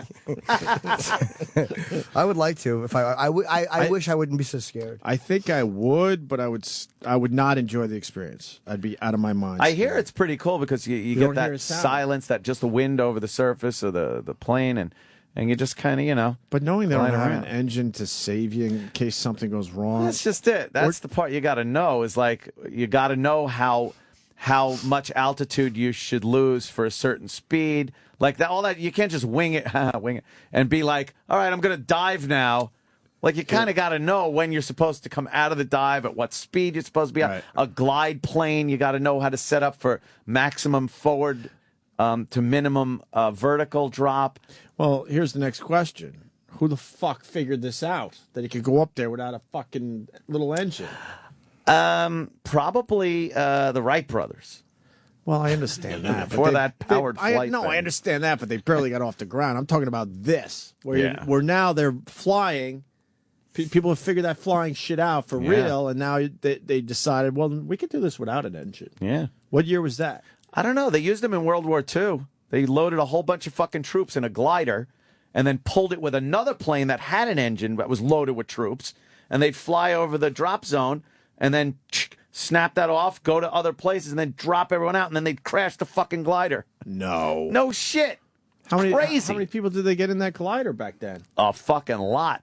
How many? Well over 30, sometimes 60. Holy fuck it. I just learned something today. It was crazy. And then they would just all jump out of the fucking glider, and the glider pilot would either, try to find somewhere to land it, but then they would just fucking crash it a lot of times.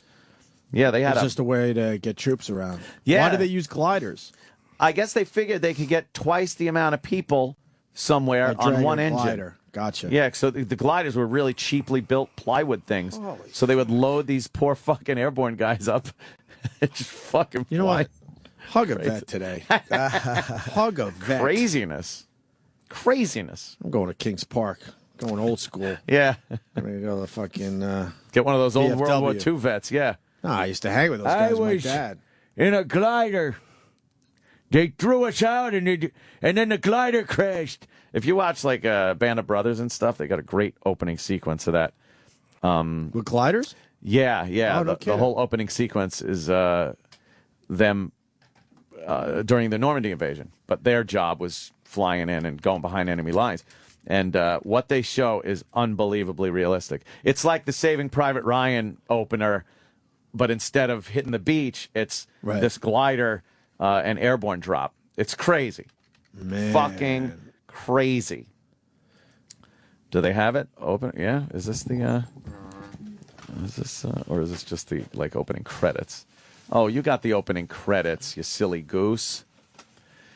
Maybe glider. You put glider up there?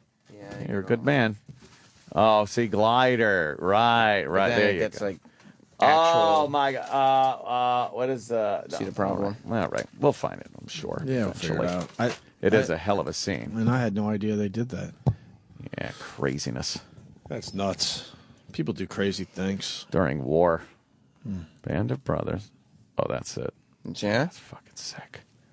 It's all loud. It's very loud. Bad. Shit starts blowing up. These poor bastards. Could you imagine flying in that? Never mind people shooting at you. That's a glider? No, those are the powered planes that are pulling gliders. I want to see the glider in the opening. Yeah. Now they're getting massive flack. Oh my God. Could you even imagine? No. Hug a vet. I'm serious. And then the planes are just blowing up. They're towing gliders.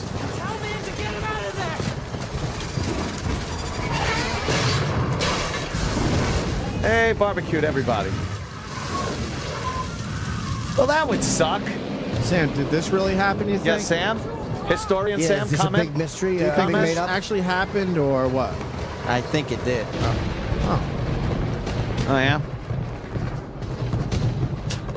Did it happen? As far as I know. How do you know? Yeah, you weren't there. Fuck up. You weren't there like you were in the slavery days when you said there wasn't fights.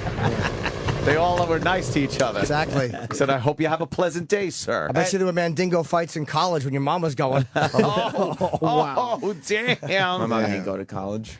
How do you know? I bet you she's been to college. Has anybody found anything that would say that was wrong or what? That there was Mandingo fighting was a sport? Or? I would assume. Okay, it's just I just read like right before I said it, 4 different people that were like, no, there might have been a fight here or there. It but wasn't an a real organized thing, but it I'm not was. saying it's like UFC. Thing. Just saying fucking, you know. And economically, it doesn't. It wasn't like make it was a pay-per-view or anything. Sure, it like does. that. It does make sense if you can gamble a lot of money. But we see people doing things today that don't make economic sense. Somebody gambling $55,000. They were gamblers back then. It doesn't make economic sense to do that. But yeah, but even went home with $25, sir. If you won the fight, you still wouldn't be making as much money as you would if you were working on the field. How do you know? How much do they make on the field? Yeah. How much do they wager? Over time. How much do they wager?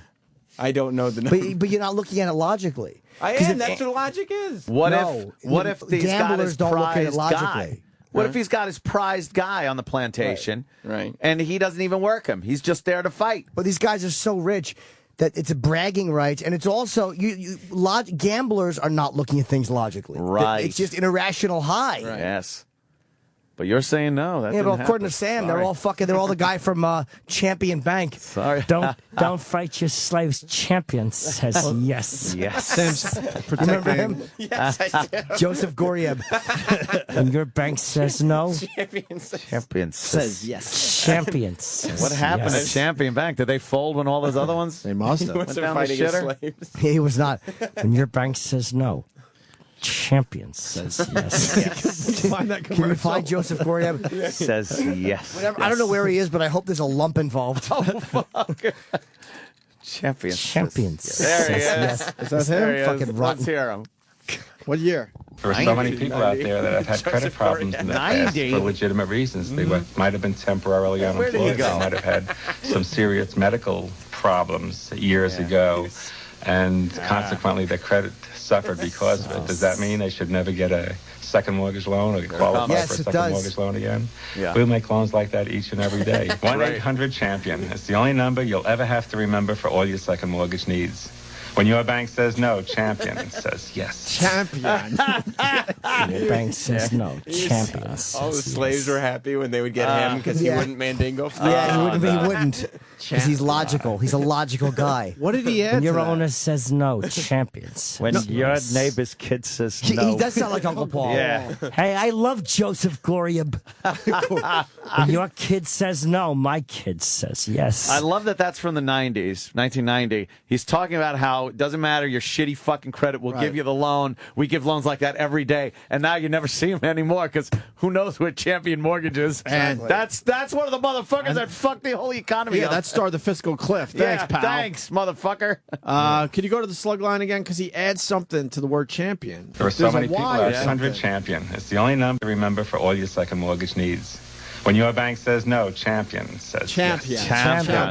yes. Champions. But there's different versions of it. There is, yeah. Could he just, when your bank says no, champion says yes. Says yes. I'd love to. I'd find. I'd like to throw up a baseball and then fucking hit it into his teeth as he's saying that. Champion. What's he doing now? That's a different Joseph Goriab. Oh, you. Hey, I love that I remembered his name.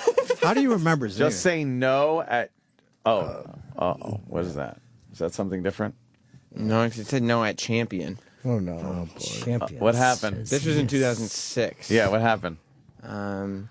What kind of problems did he get Must himself surely into? be a sign that the once red-hot residential mortgage market is in cool-down mode. Cleveland's Key Corp is saying no to its Champion Mortgage division. Oh, shit. Oh. They said no. Yeah, when your bank says no. They even quote him with a bunch of S's on the yes. Like they wrote it down. And Champion was perhaps best known for its television ads in which its founder and chief executive, Joseph Goriab, exclaimed, "When your bank says no, Champion says yes." Yes. So what happened? Champion. Let's see. What was it about? Yes. Wow. Are they fucked up? I guess they fucked up, huh? And this was in 2006, so yeah. Man, oh man, huh? They're done for. Oh, well.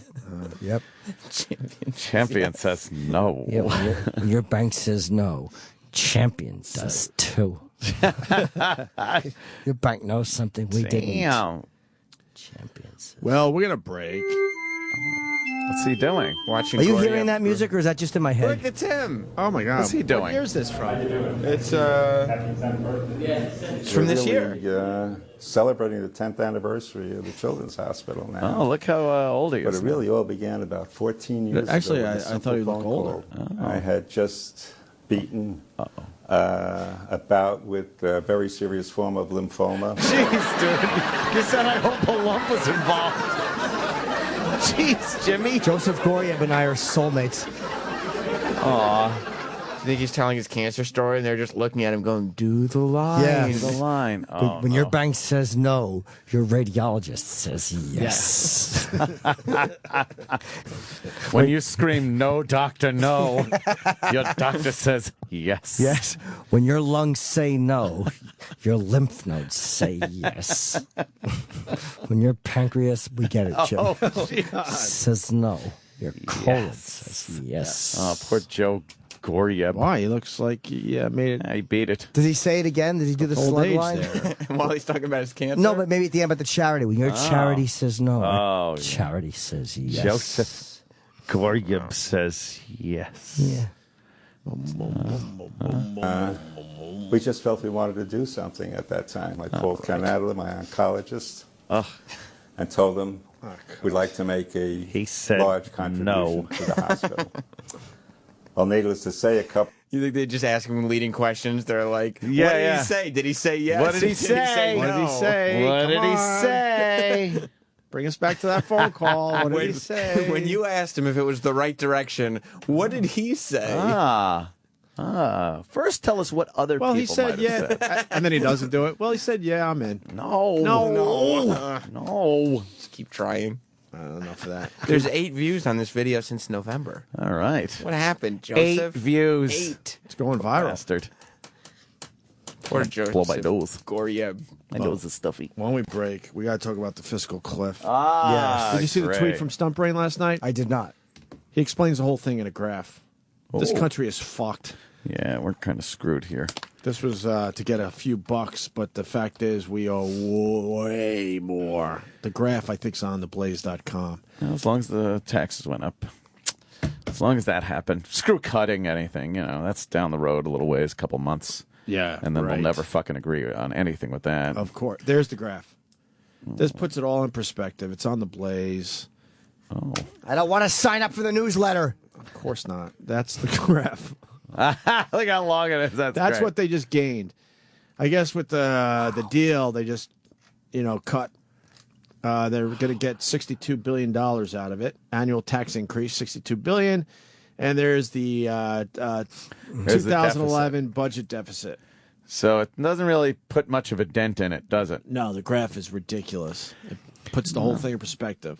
All that to get what? How much is it? 62 billion. What's the actual number?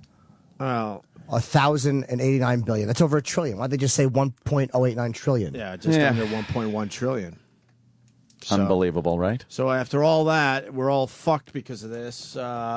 It's not even going to help the deficit in the end. Infuriating. How did Clinton balance the budget? He did it. Clinton did it. He didn't have to deal with wars. No, I know. And it's ridiculous. Yeah, let's see what else. What else did he do? They're all failing us. All of them. This is just fucked. Our taxes were going up no matter what. Yeah, I was on the. I didn't have any fiscal cliff to worry about. I was already fucking pushed over the edge. Yeah, we were. I pushed knew over I the was edge. fucked. The best part, though, is not just the fact that I'm forced to pay. It's being called a fucking crybaby, shithead, rich motherfucker, fuck you, people that have a lot less. It's that. Even after you're fucking extorted with either pay or go to prison, when you're given that opportunity, and you still have these people that aren't paying anything tell you you're not doing enough or that you're a piece of shit for even complaining. Oh, blow me. Especially since you're not a corporate fucking raider douche. It's like, oh, I'm a douchebag, but you know what I'm saying? It's like you're a guy that works and earns the money, and it's like that's what's annoying is that people. Why would you want people to pay 50% of the? Fuck France. Fuck that shitty socialist dump. Good for Gerard Depardieu moved out because they wanted a 75% tax, though. They're going up to 75%. Well, they turned that down. They finally did. Yeah, because that was what was going to happen. Yeah, it's just fucking insane. Gerard Depardieu left. Yes. Yeah. After pissing on the airplane but floor. we're going to give the government more than half in our lifetime. Easily. Of course. That'll easily easy happen. to do. And I loved how the president got on last night to talk about fucking the passing of it and said, well, we still got 2 more months. We got to come back and decide on the budget cuts, but it's not just about cuts. Oh, he's not done with taxes yet. He's not fucking done. Of course not. He said it last night. A lot of new taxes are going to... It's my fair share. ...be in effect soon. What's the fair share? I agree, and that death tax makes me sick. Yeah. Fucking makes me sick. It's the only reason I haven't hung myself. My fucking family would get half my money. It's terrible. He can't use terms like fair share and all that. No, he used it last night plenty of times. They did a piece on the Five Guys, the burger joint guy, the guy that owns Five Guys, and he basically said, "Look, I'm going to fire some people, going to have a smaller staff, and hopefully we're not going to expand anymore. Yeah, and then we got what we got, and we're going to have to cut down our, the numbers a bit. These and hopefully whiny the ass business will continue to motherfuckers run well. They say shit like, "Oh, well, do that. Go ahead. Oh, what are you going to lose? One of your landscapers?" Yeah, multiply that by a fuckload of other people that aren't going to pay certain people to do certain jobs. Multiply that by people that aren't going to just go out and buy things anymore. They're going to buy maybe less things. Where do you think that shit comes from? Rich people don't just acquire stuff. They spend money and buy things, cars, whatever the fuck it is. How do you think the auto industry keeps going? How do you think we buy what they call them textiles? I like a good textile. I like a good country that exports textiles. Yeah, textile. Make up your mind. Take us out, you Christmas slob. This is the Opie and Anthony show on Sirius XM. She was a prom queen who could have any guy she wanted. He was a high school outcast looking for love. Stay away from my girlfriend, punk. No matter how hard he tried, she would never notice him until... No, it's Bobo. Bobo Loco. Action. Suspense. Tell me what it's all about. The thrill ride of a lifetime. Screaming for blood and looking for love. She wants it. She wants it. She wants it. She wants it. She wants it. She wants it. A man over the edge of insanity. Bobo Loco. I won't stop. I won't stop.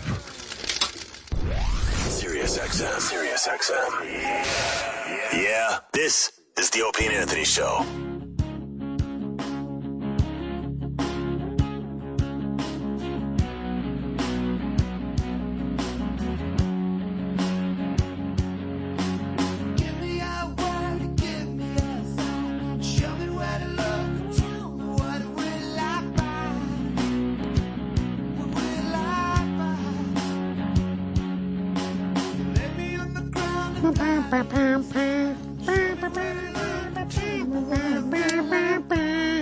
Have you guys heard the fucking the weird buzz going around this building? Oh, the today at 10 a.m. is my show. Everyone's talking about it. What do you think? Everyone's talking about the Jim Norton show. The Jim Norton advice show. Yes. Jim Norton. I told Mel, if you don't leave, I'm quitting the Jim Norton show. And he said, I'm out. And that's why he left. He knows a lot of what people the don't people understand want. that. That's right. He knows. He knows. 10 o'clock today on this channel. Yes, I will be doing my mediocre once-a-week advice show. So don't go anywhere and call in. Yeah, or don't. Very good. Or don't. Whatever. And when are the new guys taking over? Soon? Oh. I don't know. What's the buzz? I don't know. You want to hear Obama from last night? Please. I hate them all. Dude, I'm in the same fucking... I want to say it too. every time we talk about politics. That's my take. I hate them all, period. These motherfuckers are doing... but this nothing but guy, fucking really? us. He'll be a little better, will he?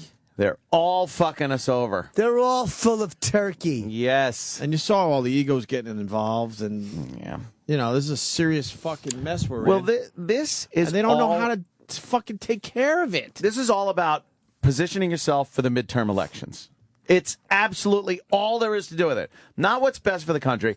Now, you don't want your opponent coming up on the midterm elections to be able to say, and he voted no to cutting your taxes. Right. For, the people that of course are going to keep the tax break. Of course. He voted to raise your taxes. And you don't want to freak out. And then the other side will go, he voted to hurt businesses and people that employ people. It's all positioning for that. It has nothing to do with the welfare of this country. And that's obvious because they shuffle off any budget cuts for 2 more months. Meanwhile, the budget cuts are going to be nothing. It's going to be garbage. Nothing. A little here, a little there. Nothing that's impressive. Yeah. And obviously, they need to do that drastically. Yes. Yeah.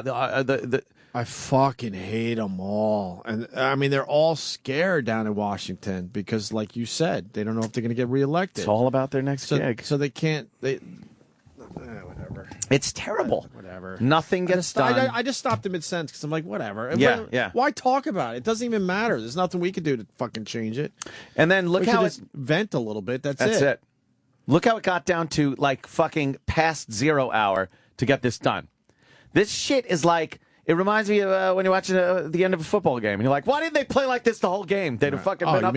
They've been up by 60. You mean the last 5 minutes of every NBA game? Right, that too. Why didn't they play like this the whole game? Yeah. So with them, it's like, why didn't you make this a priority like you're making it now with these late sessions and staying and making sure things get done. Obama's not on vacation. He's like, how about that shit? Every time they would have the news saying, "Will we go over the fiscal cliff?" I just went to my TV, yawn, because I knew in the end it would all be taken care of. Yawn, because you know they were going to strike some dumb deal last minute. And dumb deal it is. It's a completely dumb deal because it doesn't take care of the problem. Go to theblaze.com. Look at the chart. They gained $62 billion in the tax thing. $62 billion by raising taxes on the wealthiest Americans, he calls them. But they need to find $1.1 trillion. Right, $1.1 trillion. But they got $62 billion. It's just a little gap. You know, every journey starts with that first step. Yawn! Yeah, so when I heard Obama talk, I was just like, yawn. Now the wealthiest of Americans will, we need everybody to do their fair share. Oh, yeah? The 47% that aren't paying anything are doing their fair share? The people that are on the fucking dole, that are perfectly healthy, are doing their fair share? Everyone should be doing their fair share. Everyone. So if you got 46, what is the number really? 47%. 47% of America does not pay taxes. They're not paying federal income tax. That's what I mean, federal taxes. Yeah. So wouldn't that be the fair share part? I would think before you tell me I'm not doing my fair share and tax me more, perhaps you tax people that are paying nothing. Let's do a quick math. 47% of the population is pushing 150 million, I would say. Isn't it 300 million people in this country? Yeah, absolutely. So let's call it 150 to be safe. 150 million. You get $100 from $100 a year from those 150 million. There you go. What's that number? It's $1 million billion. $1 billion. The government would gain $1 million billion. $1 million billion. It's not a right number. Oh, Chippa. My point is this: even if, give something, but no. How about I would love a flat tax. Yes, a flat tax takes care of so many problems. It takes care of the fact that you just toss all the deductions out the fucking window. Take them all and throw them out. Everyone pays somewhere between 15 and 20%. Let's even say. Let's say 18% flat tax. Everyone pays it. Now you could take all these fucking bullshit from the IRS and fire a shitload of those government workers. Yep. All the shit and paperwork that has to be done. Get rid of all that crap. Mm-hmm. You know what you're paying. You know. There's no fucking, this deduction, that. Everyone fucking takes. You make this much money, you pay this much fucking money. It would be simple. Why the fuck don't we have that? Our deficit is 1.1 trillion. 1.1 trillion. How does that end? With an N. For the year, by the way. Oh, wow. That's just 2011 budget deficit. It's way higher now? The entire deficit? Yeah. What's the entire deficit? That would be like 2011 added to the other years. $16 trillion. We are $16 trillion in debt, and he's grubbing up $16 billion from our taxes. $62 billion. 62, sorry. But it's fixed. We owe $16 trillion. Now, who do we owe $16 trillion to? China. So can we just start a war with them? Yeah, let's do that. Or threaten them with some nukes and say, look, let's call the whole thing off? I would say all bets are off. But all kidding aside, how does it end? If you owe that much and they want their money, how does it end? I don't know. That's just it. Does anyone know? I don't think anyone knows. So who do we owe the money to? These just nameless, faceless people? Yeah. Nameless, faceless people. Like real estate. Can't we talk to them? We owe it to fucking borders, countries. But can't we talk to them and say, hey, look, obviously we don't have it. We can work it off a little bit. They don't forgive debt from fucking third world nations, never mind the U.S. of A. So then why don't we crack some skulls and say, look, we're not paying your fucking debt. Because if we default on debt. We're not paying our debt. Even if we're, then our credit rating is shit. But why doesn't the world just get together and go, look, let's all just make believe we don't have debt anymore? I like that. Let's wipe it clean. What would happen then? Let's do over. Do over. World economic do over. Can we do that? I don't know. No backs, no penny tax. That's why you got to live on a mountain somewhere, because when the shit goes down, you'll be safe up on the mountain. Be safe on a mountain. Just get yourself some guns before those are taken away. Nah, they're not taking your guns. Maybe just the assault weapons. They're going to take. as they call They're going them. to take a few. You're going to lose a gun or two. And I'm Dianne Feinstein. And I I love her. I think I kind of believe you that. It's you I was talking about. Yeah. I think I kind of believe you that and it's not going to do much difference. No, I don't think it will. I kind of believe you on that one. I love Jimmy. No, I don't think it will either. I mean, it's ridiculous. False sense of security there, but meanwhile, assault rifles. If you look at the stats, they're not used in fucking. They're not used in fucking crimes. Yes, they've turned up in these fucking horrific shootings, but I mean, for the most part, 9mm handguns in Chicago, where they're illegal. Chicago topped out at what, 530, 540, whatever it was, murders for the year. Well, we had 9 shootings in New York City, New Year's Eve. Wow, are there really 9 shootings? 9 shootings. Again, with illegal guns, of course. New Year's Eve, there was 9 in New York, and I think we had, I want to say 11 in Chicago. Yeah. I think that's the numbers over the weekend. See, I feel guilty talking about gun control because, without tipping our hands here, we got guns around us. Yeah, I'll say that much. You got a few people that we got are guns around us. So security it's like, people. So double. So it's like, but it does make the point. Everyone wants to have the security of. Yeah, someone that's carrying and everyone else not have guns. Yeah, Dianne Feinstein. I think that's true. She wound up getting a pistol license. Right. She had a license to carry a firearm because she was threatened. Who's Feinstein? She's the one that put it across this new gun control bill. Or is it Feinstein? I say Feinstein. Let's call the whole thing off. Another thing, the newspaper, or the whatever it is, website, I don't even know what the fuck it is, that published all those New Yorkers' gun license addresses, have hired armed security for their business and their people. It's a big because they've gotten threats.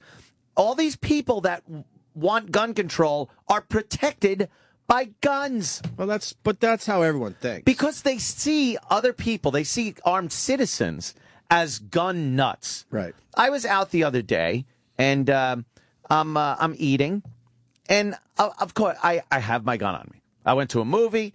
I had my gun on me. No one looks and goes, "There's a crazy gun guy with a gun." Except for us every morning. Right. There's a lunatic. I was gonna say, they usually just say there's just a crazy guy. There's a crazy guy, but they don't know about the gun part. The thing is, when people hear that guns would be allowed in a movie theater or in a restaurant or in a park or anything, they honestly picture this Wild West scenario of shootouts and everything. They don't think, like the normal situation, that you're sitting in a movie theater, the guy a couple of seats down is armed. He has a gun, but you don't know it, and the odds are you won't know it. But if something happens, there's somebody there that is willing and able to do something. It's just a mess. But no one wants to believe it. It's like they think that if you arm the public, there's going to be these nuts running around with guns. The truth of the matter is, there's already armed people. They're sitting next to you in restaurants. They're in the movie theaters. Wow. They're in front of you at the hat store. Right, at the hat store. But unfortunately, they're not enough where they're around at all of these tragedies. And most of the times, these places that they go to are no gun zones. And then you get this on Twitter. Well, then what's your solution? And I'm here to tell you, I don't know. Mine is acetone. Well, you're speaking a lot of stuff, but what's your solution? Look, it's a very complicated fucking issue in this country. What's a solvent? Wait a minute. Yeah, we got it. We got it. Acetone. No. You're an asshole. We heard it. An asshole. Mamma mia. And I just keep plowing through with my dumb points. I love that. That's the one voice I could do. That fucking is zilch. So, all right. I like this. All right. Honest question. What's your solution? Now ban me. I'm just giving it an opinion like every other asshole out there. I don't have a solution, but at least I can admit that. The gun issue is very complicated in this country. And, we set ourselves down this road a long fucking time ago, and I don't know how you fucking take care of it. What's your solution? But everyone thinks, get rid of the assault rifles and everything will be a fucking... hunky-dory. Hunky-dory's a good way to look at it. It'll be Pleasantville. No. Chicago's got a huge gun problem, or a huge criminal problem, actually. Huge illegal gun problem in the hands of criminals. Right. And all of their gun control laws have done nothing to prevent it. Uh-oh, Jimmy just quit the show. Oh, shit. Jimmy? Oh, no. Oh, I there was he just going is. for a pen, guys. Oh, he's back. Thought you quit. He was here Friday, though, Jimmy. Ow. Oh, my God. Come on.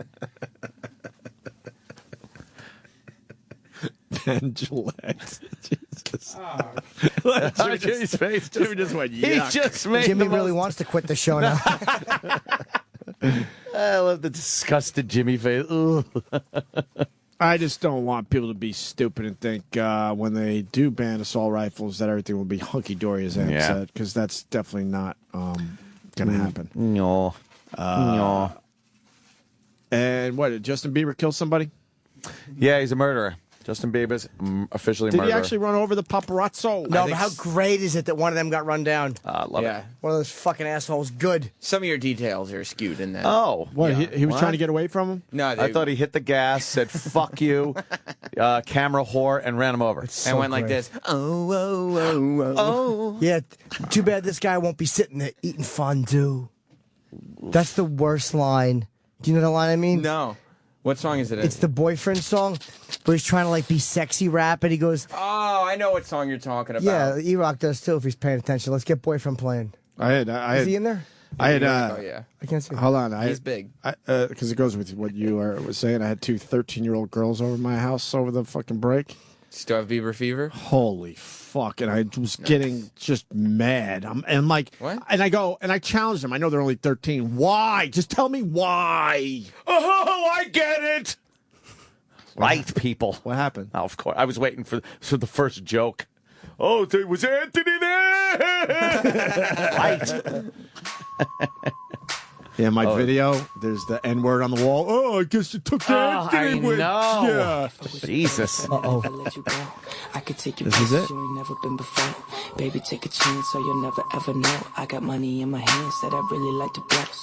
Swipe. Yeah. On you. Chilling by the fire while we eating fondue. I don't know about Chilling by the fire while we eating fondue? While we eating fondue. That's like a child thinking of what big people do. Yes.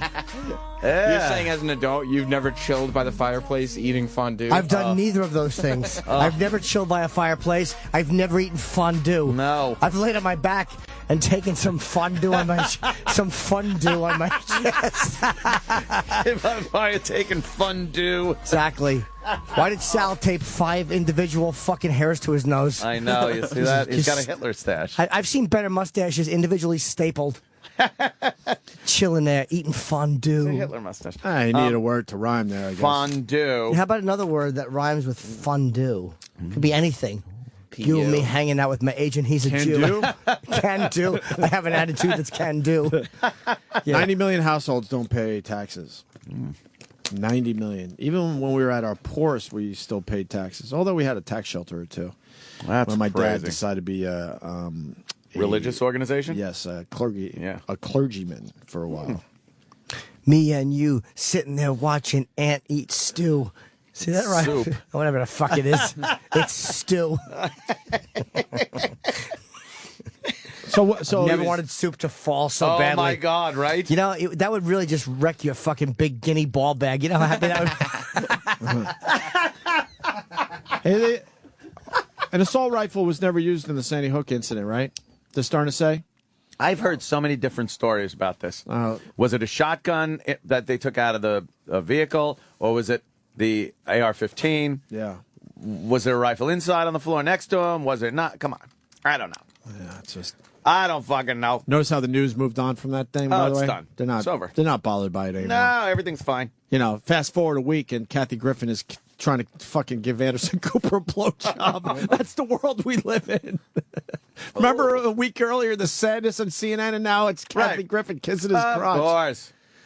Justin Bieber, so did he kill the guy? No, he was not even in the car. His car got pulled over. Oh, I thought he was in the car. No, his car got pulled So over. that's nothing to do with Justin Bieber? Somebody else Nothing. was driving They it. thought it was Justin Bieber? The paparazzo thought it was Bieber. He pulled up in an unsafe area and started snapping pictures like a vulture. The guy completely died in vain then. For nothing. And then For he pictures of a driver getting a ticket. He got into a head-on collision because he was in some area that wasn't where he was supposed to be. Someone plowed into Fuck him. him. And now the paparazzi man is dead. Vulture. You know, it's weird, too. The guy, it was his driver. He was trying to take it to the car wash to get the fondue stains out of it. He was eating fondue like a big boy. Yes. They scolded Justin and said, "You can't eat this in the backseat Yes, of the if car." you're going to be a child thinking of adult things, don't try to rom fun. That's what he thinks romantic older people do. Right. They chill by the fire. Meanwhile, you're getting fondue all over the rug. You try to fuck her, she gets fondue in her hair. It's all hot. It's like, my fondue's cold. You're like, stop eating it, you fucking pig. You're lactose intolerant. You're fucking cutting fondue gassers. I went to a fondue joint in Hoboken. Really? I would never do that. Did you go with Nagel? Yeah. Oh, shit. Did you? I had a good time, but fondue stinks after a while. Fondue smells terrible. It's horrible. Then everyone's dipping their shit in your fondue. Oh, God. Yeah, buzz off. They're It's my trunks. fondue. They're what? Hey, stop wasting my fondue by spraying it behind you. He's cooling off with it. E-Rock, you like the fondue? It's all right. I'm not really a big fan of it. We had a good time when we went, but it's not my thing. That's where Roland got really drunk. Oh, wow. And started harassing. Where's that, Earth? Church? Oh, yeah. You know what Roland did that day? He embarrassed Eric and his wife. Oh, shit. It was Eric's birthday dinner, if I remember correctly. How did he embarrass Eric's wife? Did he say, this is her husband? What did he do? It was Eric's birthday dinner. Yeah. And Eric had everybody's attention, and he was thanking everybody for coming and joining him. And then Roland leaned over as Eric was finishing and said, "Here, here," and looked right at his wife and screamed, "May you get some pussy tonight." Holy shit, that's brutal. Everybody was like, "What the fuck are you doing, dude?" He was a little out of control. Why would he do that? I don't know. Because he's rolling. He has his own rules, man. Wow. Jess was sitting there looking at him like he was a dick, and Eric's wife, and Eric had to just pet his wife. Eric, you took that? I didn't know. Did you get any pussy? We were trying to keep Roland from waddling into the street, hammered, and forgetting to pay the bar bill. Oh, okay. So financial reasons. Probably. So Justin Bieber put out a statement, I guess? Yeah. About the paparazzo. Oh, I'm sure he says some fucking, instead of saying good and one down, Right, 500 to go. Yeah, because it's not even like old school paparazzi anymore. Now it's just these assholes with video cameras that are looking to sell them. They're freelancers. They came over from Europe. They're aggressive like the guys over there now. We didn't have that. No. He's offering prayers for the paparazzo killed. Thoughts and prayers, huh? Thoughts and prayers. That's what he said. Sends his thoughts and prayers. Oh, he does? to the Hey, family. thoughts and prayers. Oh, fucking insincere idiot. Shut up. Canadian nerd. Fucking quiet. He really is. Exactly, with your new do. Are we ready for our bid almost? Yeah, we're ready whenever you are. Wow, we're bringing back a classic. That's right. For the new year. And hopefully Fondue eating. Fondue eating. Hopefully we'll bring back some other shit. Maybe we'll do some different things this year. All right. We're going to do line of the day again. And this is what you should read as you're talking about line of the day. Well, we're not ready yet. I was just making sure you guys were set. Oh, we're ready, right? How many runners-ups? I want to talk about the new Taylor Swift song that I discovered. Is it the one she sang in Times Square? Never, never, ever, ever, never. That's the new one you discovered? Yep. Was it good? Yeah, but I mean, she's already released another single since No, then. It's over. it's brand new. I want to break it on our show. Okay. Gregorio does. Thumbs up or down with the Taylor Swift? She's the man. That's old, Opie. Oh, God, these people don't get anything. People don't understand. In the new year, can you get some of this shit? Oh, my God. Let me be the straight But man, just for go on- God's sake. Good luck with that. We'll break down another wall for these idiots. We know we weren't the ones that broke Gangnam Style, you idiots. What? Oh, forget it. Why try? We could just be Ryan Seacrest and just read shit. Wow. You're not as pretty as he is. Alan Combs looks like a Dan Aykroyd. Damn it. What? Alan Combs looks like a Dan Aykroyd mannequin. He's fucking horrendous looking. It should be Alan lost his comb. Look at his hair. In a vacuum, of course, it sounds horrible. But don't forget, we've had to do spending over the last 6 years because of the collapse of the economy. Shut up. Creep. Holy guy, shut up. He'll just blame George W. Bush. Do you like Taylor Swift or not? She's funny looking. Musically? Funny looking. I think she's funny looking. Funny looking. She's kind of cute. She's got a dog nose. What? Yeah, look. Up Taylor Swift I think I over wrecked there. it for everybody now. Dog nose. What do you mean? She has got kind of a dog nose. Get it like a straight on shot. Oh yeah, what a oh, she's terrible. Let me see you, Peter Pumper. Oh, she's pretty. There's no dog nose. I'd give her a smooch. She's got a weird nose. What? Yeah. I'd love her to put it in my hiney. I would eat fondue with her by a fireplace. It's not what you do with girls. Put it in my hiney. That's the first thing Jimmy always thinks That's of. not what you do with girls. Oh, she's pretty. I wanted to put it in my hiney. I know her nose. No. She would be so creeped out. Oh, my God, right? If I asked her, do you think she'd be creeped out on the first date if I rolled over on my stomach and tried to get my ass eaten?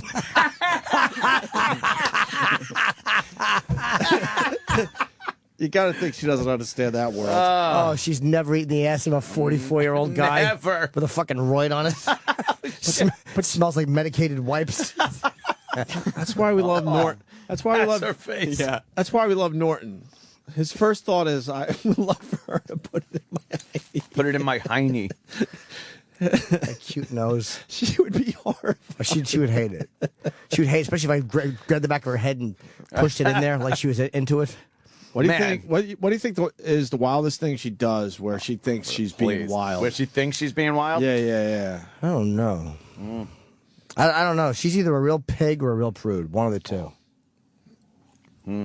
Bigger prude. She's bigger prude. She's very photographed. I'll tell you that much. There are a lot of fucking pictures. Yeah. Some people, you go to their images and there's like the same picture 1,000 times. That's a different fucking picture every time with this chick. How come there's not as many photos of Joseph Goriev? I think that's where Yeah. Where was he on New Year's Rockin' Eve? He should take over. 10. Does she really write her own shit? 9. Yeah, she's credited as her own songwriter. I mean, I'm sure she gets some kind of help. But Uh-oh, who are these people? I don't know. They're probably Liberty Mutual people. Yeah. Oh, boy. Hi, Liberty. Good evening. Wow, they're giving us dirty looks. Oh, boy. Oh, boy. That's not good nerds. ever. Nerds to you. That's, yeah, I don't see any doggy nose. Nah, you'll see it now. Yeah? I wrecked it for you. Yep. No, I don't It takes know. time sometimes. It'll sink in. And you're going to come in one day and go, God damn it, you ruined it for me. Yeah? Yeah, something going on. Or her nose Up is, another picture. I think her nose is too high. Yeah? It's getting a little too close to the eyes or something. Yeah, there's something going on with her nose. All right. dial-up. Yeah, what are we doing? Old school dial-up? Waiting for the photo Picture scrolling down. Yeah. I used to jerk off like this. Oh, man. See? Oh, my God. Come on. There is such nothing. Very pretty girl. See? You see I it, love right? that Sam is. I don't even think Sam has to pick and choose pictures, but he's picking and choosing like model-worthy pictures. Yeah, you got a little pert nose. Kissable. Yeah, but they could do stuff. That's Photoshop. What the fuck? Give me a natural picture. You I wanna would see- actually you're clench gonna my see the butt nose. cheeks on her nose until she talked like that. That'd make her talk like that. Make her say, number, please. Yeah. Pretend you're an operator. What? Get off my nose. Like my balls. Look, there it is. What? That's a She nose. looks gorgeous. That's She's a fucked very up pretty. nose. I'd It's a kiss little her. wide. I don't see. It's a little wide in the weird area. And then it gets tiny at the bottom. I don't know. I think she's very pretty. You think she would don't take a thumbprint to her asshole? I think so. Sure, she's a good egg. A thumbprint to the asshole. Oh, and you. I love her. Are you in You're love? not inserting. You're just going like this, a deep thumbprint. Aw. I hope the in-laws are at work. I want to acknowledge something that Florentine released over the weekend. Did you read his blog? I did. Yeah. Holy fuck, man. It's amazing. Where do people see it? Can you put it on our Facebook page? He's talking about the suicide of his girlfriend. Jade, yeah. Oh, he did. Yes, and then how he met his wife. Oh. And how it's all connected. And it's an amazing blog. And you're not going to get any laughs out of it, but it's an amazing piece of writing. I didn't see that one. And I would assume he wants people to read it if it's out there, so I want to make sure more people, read it. Yeah. Jim's a very funny man.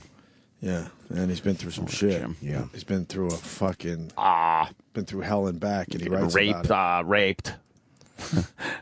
Just to go to wrestling matches. Well, yeah. It's worth reading because it gives people hope. Oh, yeah? Yeah, man, it's good, Ann. I'm telling you. It's really good. It's hope, really huh? fucking deep. Yeah. Ah. Yeah, man. I should read that. The one he was really into, kills herself. Damn. Fast forward, and he's a very happy man with a wife and a kid, and it's kind of connected to his tragedy. Crazy. Yeah. How that shit works. It's on exojane.com. Thank you, Sam. exojane.com if you want to check it out. Bravo to Florentine for sharing that. It's amazing. You want to do line of the day? Yeah, I want to hear this song. One more thing. I just got a tweet from somebody. One more thing. This is breaking news. I Like Girls Daily, who I follow on Twitter. It's the best for naked girl shots. Today is Yoga Pants Day. Oh, good. Oh. Today is Yoga Pants Day. 200 pictures going up on I Like Girls Daily. At I Like Girls Daily. I said I would make sure we get that out there for this person. Well, more importantly, Masked Sexual Flavors is the new way to foreplay. Available in 4 tantalizing flavors. These oral gel strips will be the spark to light your bedroom flame. Visit sexualflavors.com to purchase or find a retailer near you. I guess Masked Sexual Flavors is our sponsor for this segment. Oh, good. That's right. Now, do we want to... We have 2 runners-up and 1 winner. Line of the day is back on the Opie and Anthony show. Ah. Yeah. You're saying as an adult you've never chilled by the fireplace eating fondue? Pause. Wait. What just happened there? Hang on. Yeah. It's a runner-up. This is a runner-up. The sweeper says, here comes the line of the day. It's a runner-up. That's right. So you guys have to introduce runner-ups. I'm with Ant, man. Didn't we used to have an intro for it, and it was... Nope. Just the finalist. Yeah. Look at E-Rock all proud, like, fuck you, assholes. You're not getting me this time. Yes. It's like that Mandingo. So I fucked up. I should have said, here's a runner-up. Correct. Sure. All right. Oh, sure. God, I'm giving you one. Whoa. Enjoy I wasn't it. attacking. You relax. Look at the big balls. Oh, a thumping. Relax, I guess. Whoa. I fucked up. So here's the first runner-up line of the day. You're saying as an adult you've never chilled by the fireplace eating fondue? I've done neither of those things. I've never chilled by a fireplace. I've never eaten fondue. No. I've laid on my back and taken some fondue on my chest. Although I thought Ant's line was better in that, which about the fucking with this trunk. Of course, E-Rock didn't like that one. But didn't we just do that? Yes, Right. amazing. But you never know where line of the day could come from. All right. We have another runner-up line of the day? Yes, we do. Did you drink every day while we were gone? Just about. He does that when we're here.